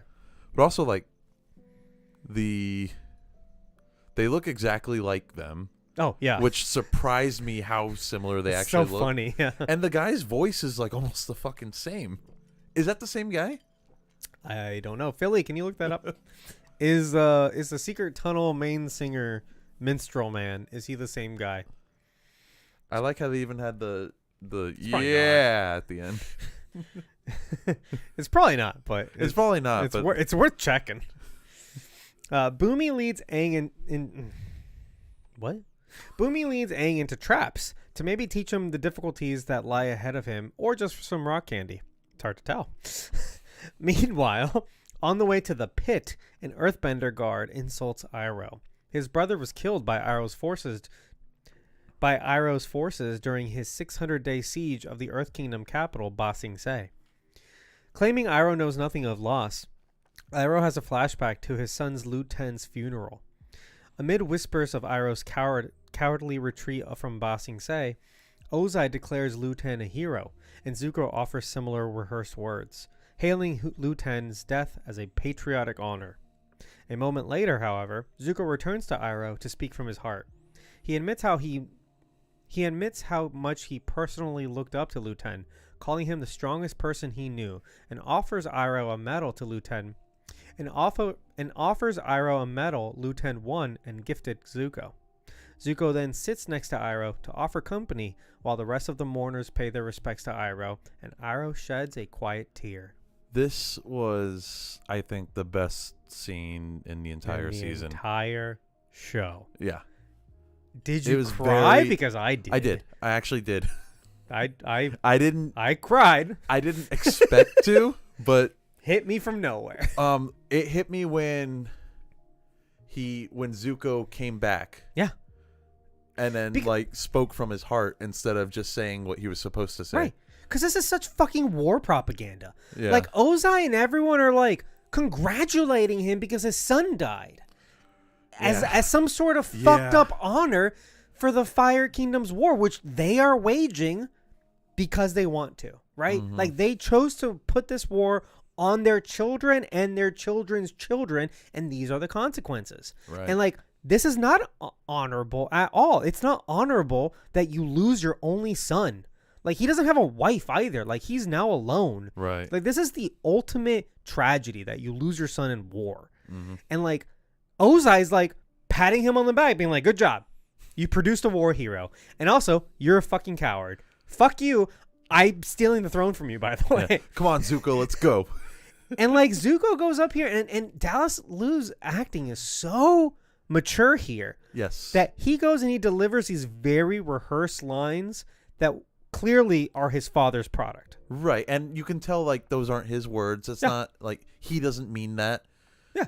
He's not even making eye contact. He's kind of like remembering the line. He's like, it's an honor that your son has died in service of the Fire Nation. Yep. And then he walks away, but then he comes back, and then he speaks to his uncle. Yeah.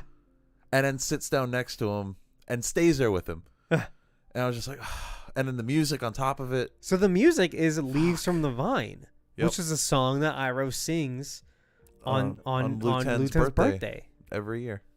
It's so like this is a perfect scene. I go back to this and I'm like, I've watched the scene like 4 times maybe, and I'm like, has anybody complained about this shit? Because I'll beat them up myself. This is and the thing is too is like I hesitate on saying something like this is an improvement over the show, because this has the benefit of knowing the future, right? Whereas the TV show is, I mean, like they probably had the whole story mapped out loosely, but they probably write things as they go. So it's like, yeah, we didn't see Azula in season 1 because they probably hadn't written her out that much, right? Yeah. And like they probably hadn't really considered Liu 10 too much. He's like mentioned No, and I think once. the main reason why they even did that in the original show is because the voice actor was dying. Yeah. So that episode, if you go and watch it, he puts up a little shrine to Liu 10. Mm-hmm. He lights a candle, he sings a song, he cries. Leaves are falling around him. And the picture of Liu 10 is a drawing of Mako, the voice actor, because he had cancer and he was like about to die, but he was still working. Right. And by the time this episode aired, he was already dead. Yeah. So by the time they animated it, he was already dead. Yeah. And that's why they have that little tribute at the end. It's like in honor of Mako. Also, he's not in the show for like 6 episodes because they didn't have a voice actor. Yeah, they had to scramble and find somebody. Yeah. And then they found someone for season 3 who's really good. He's good. He's an impressionist, basically. It's not quite the same, but it's never going to be. Yeah. D. Bradley Baker played No way. The Nomad in animated. John Ray Daibuko plays him in live action. D. Bradley Baker was Secret Tunnel guy. He's so diverse. It's insane. He's a voice actor. These guys have to be. It's like, damn. I love finding voice actors on TikTok and they like run through their voices and stuff, and you're like, oh, that was you. Like, wow. Like, yeah, they have to have range. Yeah. Good job, Philly. Thank you. Yeah, thank you. Speaking of voice actors and Ozai, by the way, in an interview with Mark Hamill? No. Ozai, what's his fucking name? The actor. Daniel Day Kim. Yes. I think. With him, he was like, he watched the show and whatever. And he was talking about how when he watched Batman the Animated Series, he had no idea that joke, like many people, had no idea that was Mark Hamill. I didn't until later in life. Yeah. Right, because you don't really read the fucking... Right. No one reads it. I don't read the credits when I'm a kid, no. But again, Mark Hamill was already like one of the most famous people in Hollywood because he was fucking Luke Skywalker. Right. So like come later and he starts his voice acting career, like no one knew he had the chops like that. It's legitimately surprising. And so Daniel Day Kim, the actor for Ozai, was saying as such that he had no idea that was him. And then later obviously watched the show in preparation for his role and was just kind of blown away by Mark's range. And he's like, holy shit, that's Mark Hamill too? Yeah. And how he kind of like treated the character and how he based that for his performance too. Mm. And should be noted that I think Daniel Day Kim is incredible. I think he's perfectly cast as Ozai. Yeah, no, he's intimidating. Yeah. D. Bradley Baker was also the 5 voices in Korra, Naga, Pabu, and all the animals. Mostly. Yeah, that's funny. And he's all of the clones in Clone Wars, Rebels, Bad Batch. That's great. Anything else on this scene? I mean, it's perfect. I think we're going to come back to this scene too. I think this is a perfect scene. Yeah, and I think we're going to come back to it. I think at some point they have to do the flashbacks where Ozai makes his play for the throne by going to Azulon. He gets shut down, then he kills Azulon, and he lies that Azulon's final wishes were to make him the Fire Lord. Right. You have to. That happens around this time period. Ozai, I checked this time. He's not wearing the Fire Lord crown on his bun. So he's not Fire Lord yet, but it's probably about to happen. So probably within the next couple months. Yeah. I wouldn't be surprised if in season 2 they come back to this scene and they show it from a different perspective, and then Ozai walks out and kind of like puts that in motion, right? Yeah. I love how much Daniel Day Kim is getting online. Was he like? I don't follow him really. Does he have a good online presence? I loved him in Lost. He was so fucking good. He's a main. You haven't seen Lost. I keep telling you to watch Lost. He's a main character in Lost. He's in every season. He's the main character? He's a main character. Oh. Yeah. But he doesn't speak English in it. Oh. So he plays a character who is he's Korean, but his character's Korean, and his character doesn't Philly says he loves how much love he's getting online. Okay, cool. His character doesn't speak English, and he learns English very slowly with a very heavy accent. But then there's dream sequences where he speaks perfect English because the actor speaks perfect English, and it's really off-putting because you're like, oh my god, how do you do that? Because you buy into the fact that you buy into the character and that he doesn't speak English. Like you actually believe it. Yeah. Mm-hmm. Daniel Day Kim was in Spider-Man 2? Who did he play in What? Spider-Man 2? That's who? I have no idea. I have no idea. On Google, it doesn't show what character they played. It just shows what they were in. Philly, can you look up Daniel Day Kim's role in Spider-Man 2? Who the hell did he play? And then Blake said he liked the Ozai more than he thought he would. I saw that, yeah. As soon as I saw it was Daniel Day Kim, though, I was like, oh, this guy's good. I can't. I've been watching Lost for a very long time, so I knew he'd be Because this good. guy's also the Hawaii Five-0 guy. Oh, is he? Yeah. Oh, I don't watch that. In the present, Iroh drops his White Lotus Paizo tile on the ground, which Zuko later finds and uses to track the Earth Kingdom soldiers. He frees Iroh, and the two fight the soldiers, with Iroh making sure he doesn't hurt them. In that last paragraph, we failed to mention this scene with the Earth soldier. Oh. And Iroh, also fantastic. Yes, because we learned that Iroh killed this Earth King's soldier's son? Brother. Yeah. His little brother. Yeah. Yeah. Oh, okay. Oh, I know exactly who he is now. Yeah, Philly says he has a small role as a scientist in Otto's lab. He's the one that, like, talks to Otto. He's like, oh, it's ready now. Oh. And that's it. That's all basically it, yeah. I mean, that was a long time ago, though. Right. That was before Lost. That was 2004? 2004, 2003? yeah. 2004. And by 2006, he's in Lost. Okay. So, yeah. That's a great scene because, again, it's easy to forget. This is what I was talking about earlier, is like the tweet that people seem to like. It's easy to forget that Iroh was a war general and that he's committed atrocities. Right. And he led the siege on Ba Sing Se. Yeah, and he's had a redemption arc. We just don't see that redemption arc. Right. He's already redeemed. He's more spiritual. He's the Avatar creators are big Star Wars fans, and there's so much Star Wars in this. Iroh and Zuko are both the Darth Vader character. Only Iroh is post Return of the Jedi, where he's the redeemed Anakin He's Skywalker. The redeemed Sebastian Shaw standing behind. You know what I mean? Who's burned but still has eyebrows. Yeah. And then he's covered up by Hayden Christensen. Yeah. And Zuko is Episode 4 Darth Vader. He's like, no, I'm fucking gonna kill anyone that gets in my way. He hasn't been redeemed yet, right? Yeah. But they are the relentless follower, and they're like reflections of each other. Yeah. Yeah. So I love that scene. That again, like, this plays into the war themes, like, and even Iroh kind of defends himself for a second. He's like, I was a soldier, like, I've been sold this propaganda my whole life. I was told I was fight for my kingdom so that I could be the Fire Lord, and like, he's also a victim, but he was also like an aggressor. Right. No, and the show, the original show, I keep saying the show. When I say the show, I'm talking about the cartoon. They vaguely touch upon it. Like, they barely, all they say is like, oh, you led the siege. It's more kiddie, you're the though. dragon of the West. Yeah. And that's all we really know.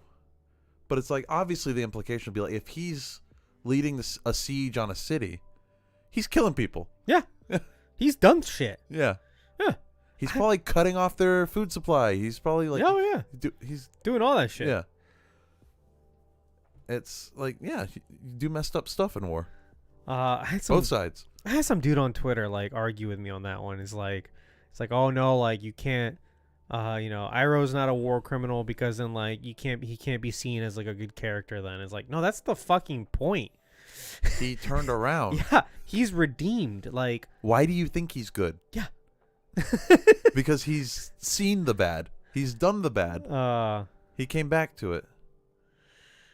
Blake said we do see him writing the letter of them joking about burning the city before they can see it. That's true. Oh yeah, that flashback. Yeah.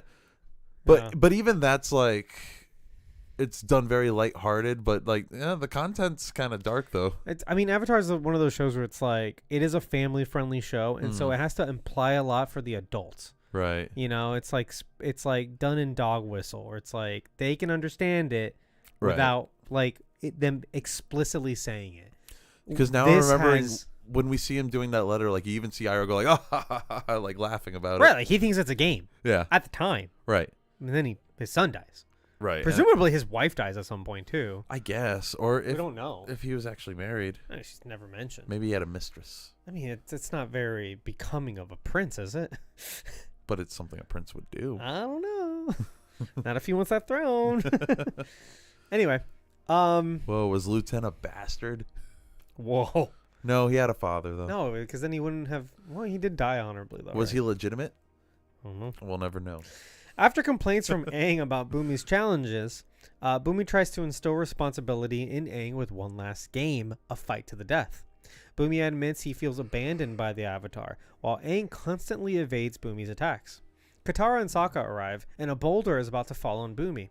Aang uses airbending to keep it from killing Bumi, but Bumi pleads Aang to let it go and learn the meaning of responsibility. Katara makes an ice slide for Sokka to slide Bumi out of the way, and Aang drops the boulder. Aang assures Bumi that you can indeed rely on your friends, and that he sees no way he can save the world without them. Bumi remembers their past friendship and forgives Aang. He's now inspired to rejoin the fight against the Fire Nation, helped by Sai, who sold out the Fire Nation spies. This is very Green Goblin of Bumi. What do you mean? And now the hero must make a choice. Look, you're not wrong. He's also like 100 times. He's like, fuck it, I'll die to teach him a lesson. I don't give a... Put me out of my misery, dude. Why not? I don't know. But yeah, it's... Again, I'm a Bumi defender. I get it. It just doesn't do it for me. It's the same shit, but like elevated to a higher audience maturity level. Like it's trying to be a little bit more explicit about the war and the grief and the... Bumi has grief. Well, I guess if you're 100-something years old, you would, but... Oh, okay. Well, anyway, it doesn't matter. The point is by the end of the episode, he's had a whole character arc, right? He's a different person now, and now he's probably closer to the one you want. Thank God. Okay.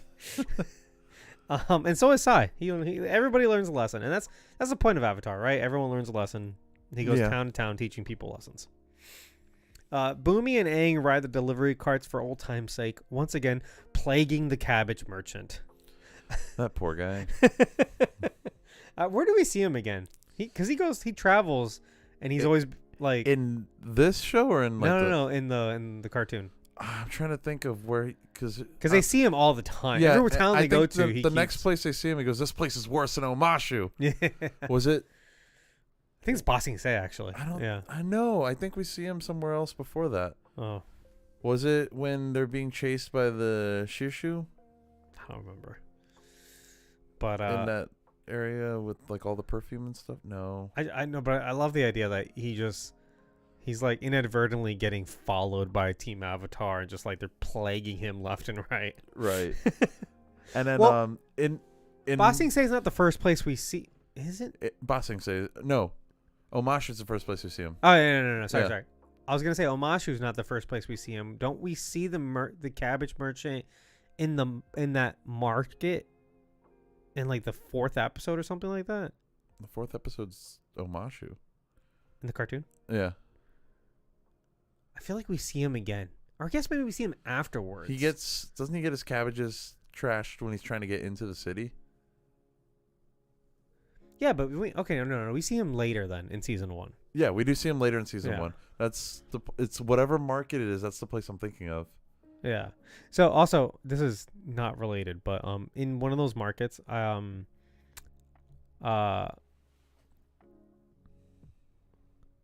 Zuko buys his blue spirit mask. Oh. It's the second mask though. I always said that in that first market place they go to, he sees the mask and he buys it, and then in the next scene... Where the pirates are? Yes. And in the next scene, you see him as the blue spirit. That's not true. No. I was always mistaken. Okay. What you do see, however, is when they go to the Avatar Day place... Oh, that town?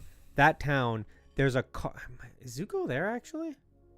There's another place in season 2. Well, you see the mask, right? And then you see like the music plays. Yes, and the music plays. It's just like 1 second you blink and you miss it, and then it's implied that he buys it there because then Blue Spirit comes back. Okay. And it's because his first mask got gets fucked up. broken by the arrow. Yep. It gets So like good. shattered. Yeah. Yeah. Anyway, that's an aside. All right. So see episode 3 overall thoughts. Episode 4. Sorry. It's got stuff that I really, really, really, really like in it, Mm-hmm. but I also just really don't like the Boomy stuff. Okay. I think the good outweighs the bad on this though, because that Zuko and Iroh stuff is incredible, and I thought the secret tunnel stuff was pretty fun. Okay. So I'm gonna say I love this episode because I liked Boomy.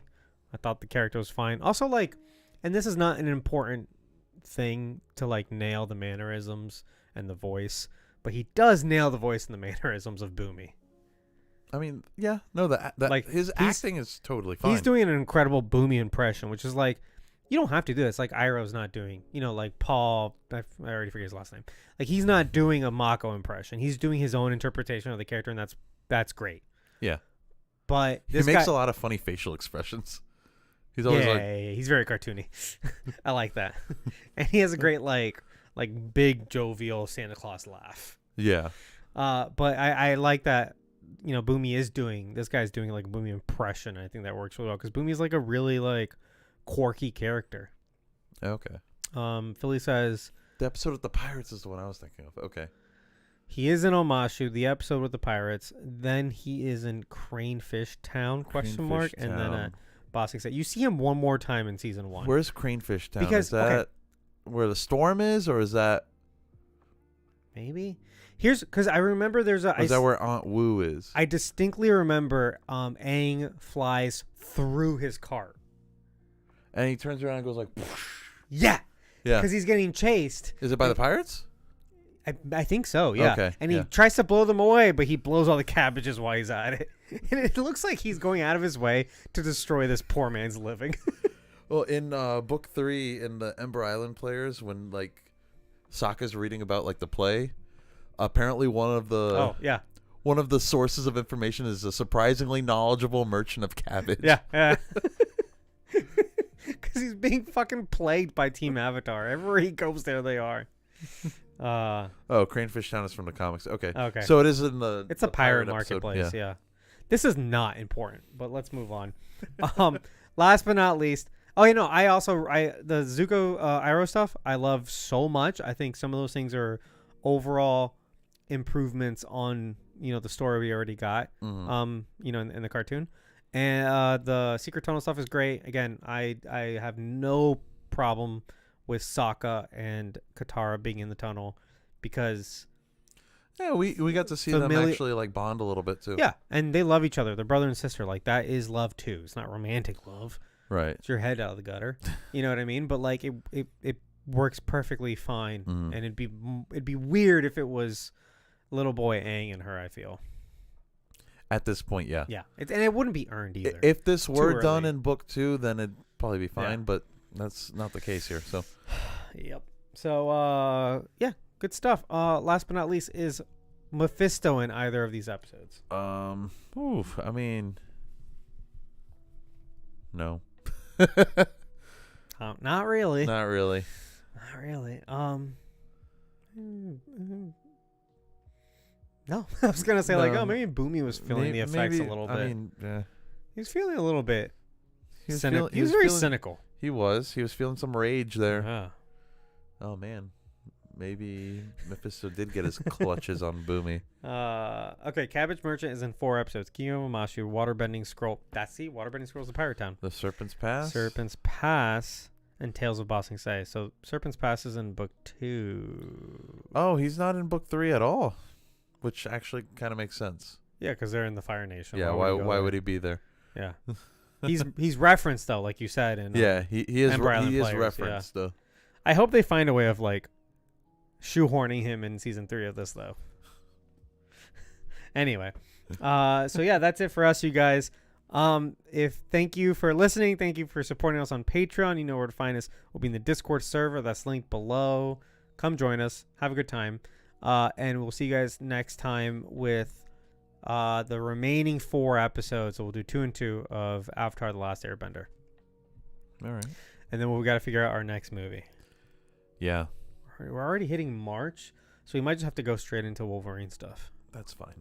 I think that's a good idea. When are you going to finish Spider-Man 2? I'm 20% done. Oh, okay. Yeah, I've made some good. I'm like level 17. I've made some good progress. Nice. Yeah. Yeah. Oh, you know what I really love about the game or the PS5? First, I mean, I have a lot to say about triggers? the PS5. Yeah. Yeah. They cool. have got what's that called? It's like feedback. haptic feedback. Yeah. And it changes based on the game. I love that. I thought that was great. Yeah, apparently some of the Call of Duty games, I haven't played Call of Duty on the PS5, but some of the guns, like the trigger will be harder to pull on some of them. And that's if you choose to have that feature on. I'm sure some people turn it off. But yeah. Well, in this one, like in Spider-Man, you have to like break some rocks. Oh, yep. And it gets really hard. And you have to like push it. I'm like, oh, wow. That's cool. Yeah. Yeah, I like that a lot. Transformers is always on the horizon. Philly, there's nothing Transformers coming out right now, though. Yeah, dude. I'm not feeling Transformers. I like that, and I like how, and it's clearly because of the PS5, they had to, there's a ton of people. There's like people everywhere. They're able to do really big crowds. Yeah. Yeah. And it finally feels like a real city, like a lived-in city that you can like, and also like they're talking all the time. There's a lot of fun. Have you just gone around listening to conversations? Yeah, I want to do that a little bit more, but I've seen people on TikTok do it, especially back then. But yeah, game's fun. Yeah, obviously, like that stuff wasn't possible with the PS4. No, but I mean, like I go on the fucking street and there's crowds, and I'm like, I need to walk around these people. I'm like, oh shit, that's like New York City though. They're in the way. Yeah. And there's more traffic. Mm-hmm. And did you notice like there's like random events going too? Like there'll be like a fire truck. And, like, there's, like, a street cut off because, like, something happened. There's cops there. And I'm like, oh, is this a story thing? And I go and I look around. No, it's just New York. No, it's like, no, they just, like, put this in the fucking game. Yeah. Like, that's great. No, there's a lot of attention to detail with stuff like that. And they're able to do more. It's not quite on, like, Rockstar's level with, like, the GTA games. But it's, like, it's comparable. I guess you're right. Actually, now that you mention it, like, Grand Theft Auto did it earlier. Well, also, like, they also take like 10 years to make those games, though. Yeah. So, dude, 6. That's a huge difference in production. For Grand Theft Auto 6, that's the only reason I would consider PS5 Pro over my PC. Well, it's also not going to come out on PC till like a year or two later. I anyway. guess you're fucking right, isn't it? Yeah. Because I played Grand Theft Auto 4. No, 5. Sorry. 5 already came out. We're talking about 6 in the future. Yes. Yeah, 5 came out in 2012. Yeah, 5 I played on my PC. It was great. And I kind of prefer the PC because like widescreen monitor, which is great. Mm-hmm. And I can use the Stream Deck also. Like all the cheat codes are just on the Stream Deck. You just hit a button. Oh yeah, that's great. Actually, 5 might have come out in 2013. Now that I think came about out a while ago. Yeah. Yeah, but PC it was like a year and a half, 2 years later. Yep. Yeah, but then the mods and stuff like. Yeah, but I mean, you just gotta wait longer. Yeah. Well, anyway, did I finish the outro? I don't think you started it. And we'll see you guys next time. Yeah, I did. Oh, you did. Sorry, we're talking about our next movie. Yeah. Okay. And goodbye. Bye. Yeah. So anyway, I can turn that off. Philly says he don't give a fuck. Oh. Okay. I don't know what to tell you, man. Are we doing? We're not doing Deadpool and Deadpool 2, right? Or are we? I think we should. Okay. We can consider them like half in, half out. That's true because they're not really. They're like retroactively MCU, but not really. Yeah, we can pretend like we don't know. They're Fox. The entire Fox universe is canceled. So right. I think it gives us enough reason to talk about it and be like, it's the universe is defunct, even though like Deadpool 3 is a legitimate sequel to Deadpool. Like Deadpool and Wolverine is a legitimate sequel to Deadpool 2. And then it's gonna get weird with the Wolverine and asshole. Yeah, yeah. and not only that, like you got fucking the movie leads into it because they got the fight scene in front of the 20th Century Fox logo. That's collapsed on a beach for some reason. Is that at the end of time? You think? Oh, that'd be fun. Is it called The Abyss? I don't remember. I don't remember what it's called either. Where all the prune shit goes. Yeah. Where the Thanos copter is. God, that'd be so funny. It's like they just prune the whole universe. And the logo. And the studio. And the studio that made it. Oh, dude. The fans demand it. The Philly fans. I haven't heard anybody other than you. He had fans in here. Oh, you did, yeah. Save project. Save. I've been seeing a lot of, like, not buzz per se, but a lot of people talking about that Generation X show because I guess it just had, like, its, I don't know what year it was, anniversary since it premiered. Oh, did it? Yeah. Is that X-Men show? Yeah. There's 2 X-Men shows on our list, by the way. There was Generation X. There was another one, too. I think Generation X was just a movie, though. It didn't actually become a show, right? It was just like a TV movie. Oh, yeah. It was also another one. It was the first live-action X-Men anything, though. So people have been talking about that lately. And the other one was Generation X. Was the other one called like Mutant something? I have no idea. All right, I've got 2 things to edit. Look at me go. It's not Gifted, right? No. There's also Legion. I wanna watch Legion. I heard it's very good. Alexa Lumos. Alexa, turn on desk.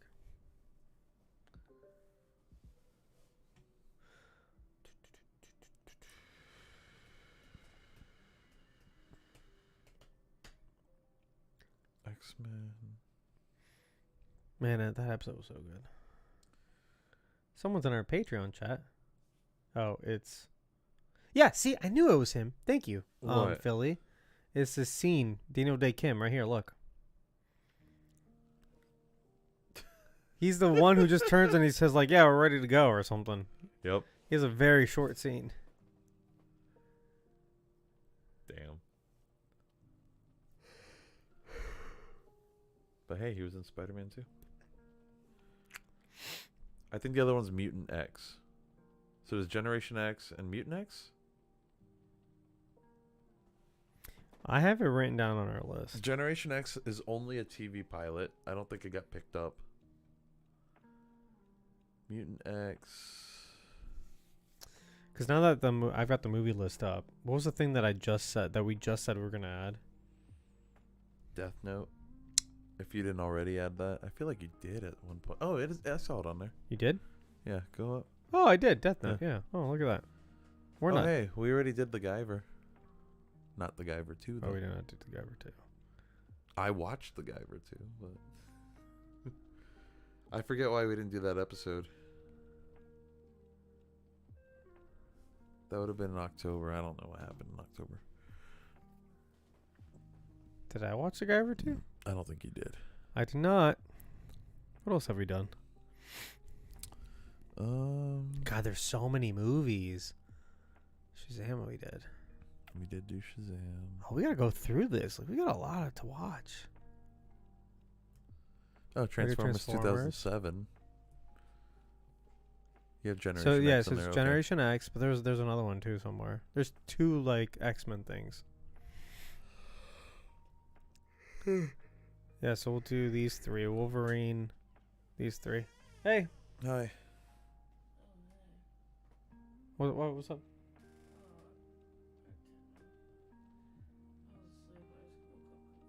Okay, baby. Oh, poor thing. She's sleeping. She actually went to sleep.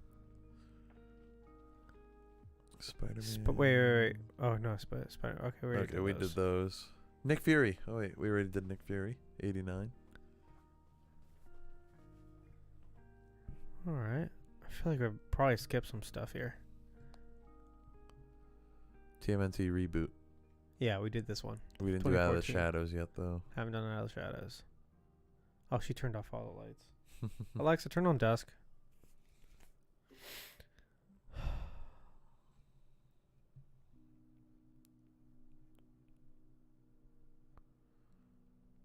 Philly, I'll tell her you said hi when she's awake. Yeah, she was like asleep. She was like dead asleep. Hold on, I haven't opened this in forever. Aquaman TV pilot.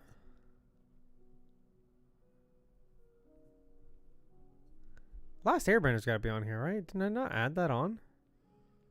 I don't think you did. I think we decided kind of last minute to do that. Oh, maybe you're right.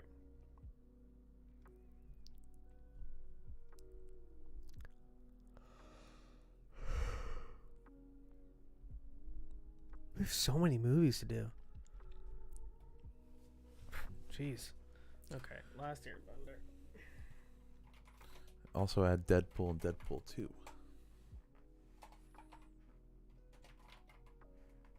There's so much shit in the way. I'll do it later. There's too much shit. There's too much shit on me. We did too much. Anyway, Philly, you're the last person here, so thank you for hanging out, and we'll talk to you later. Excuse me. And we're gonna cut it hard.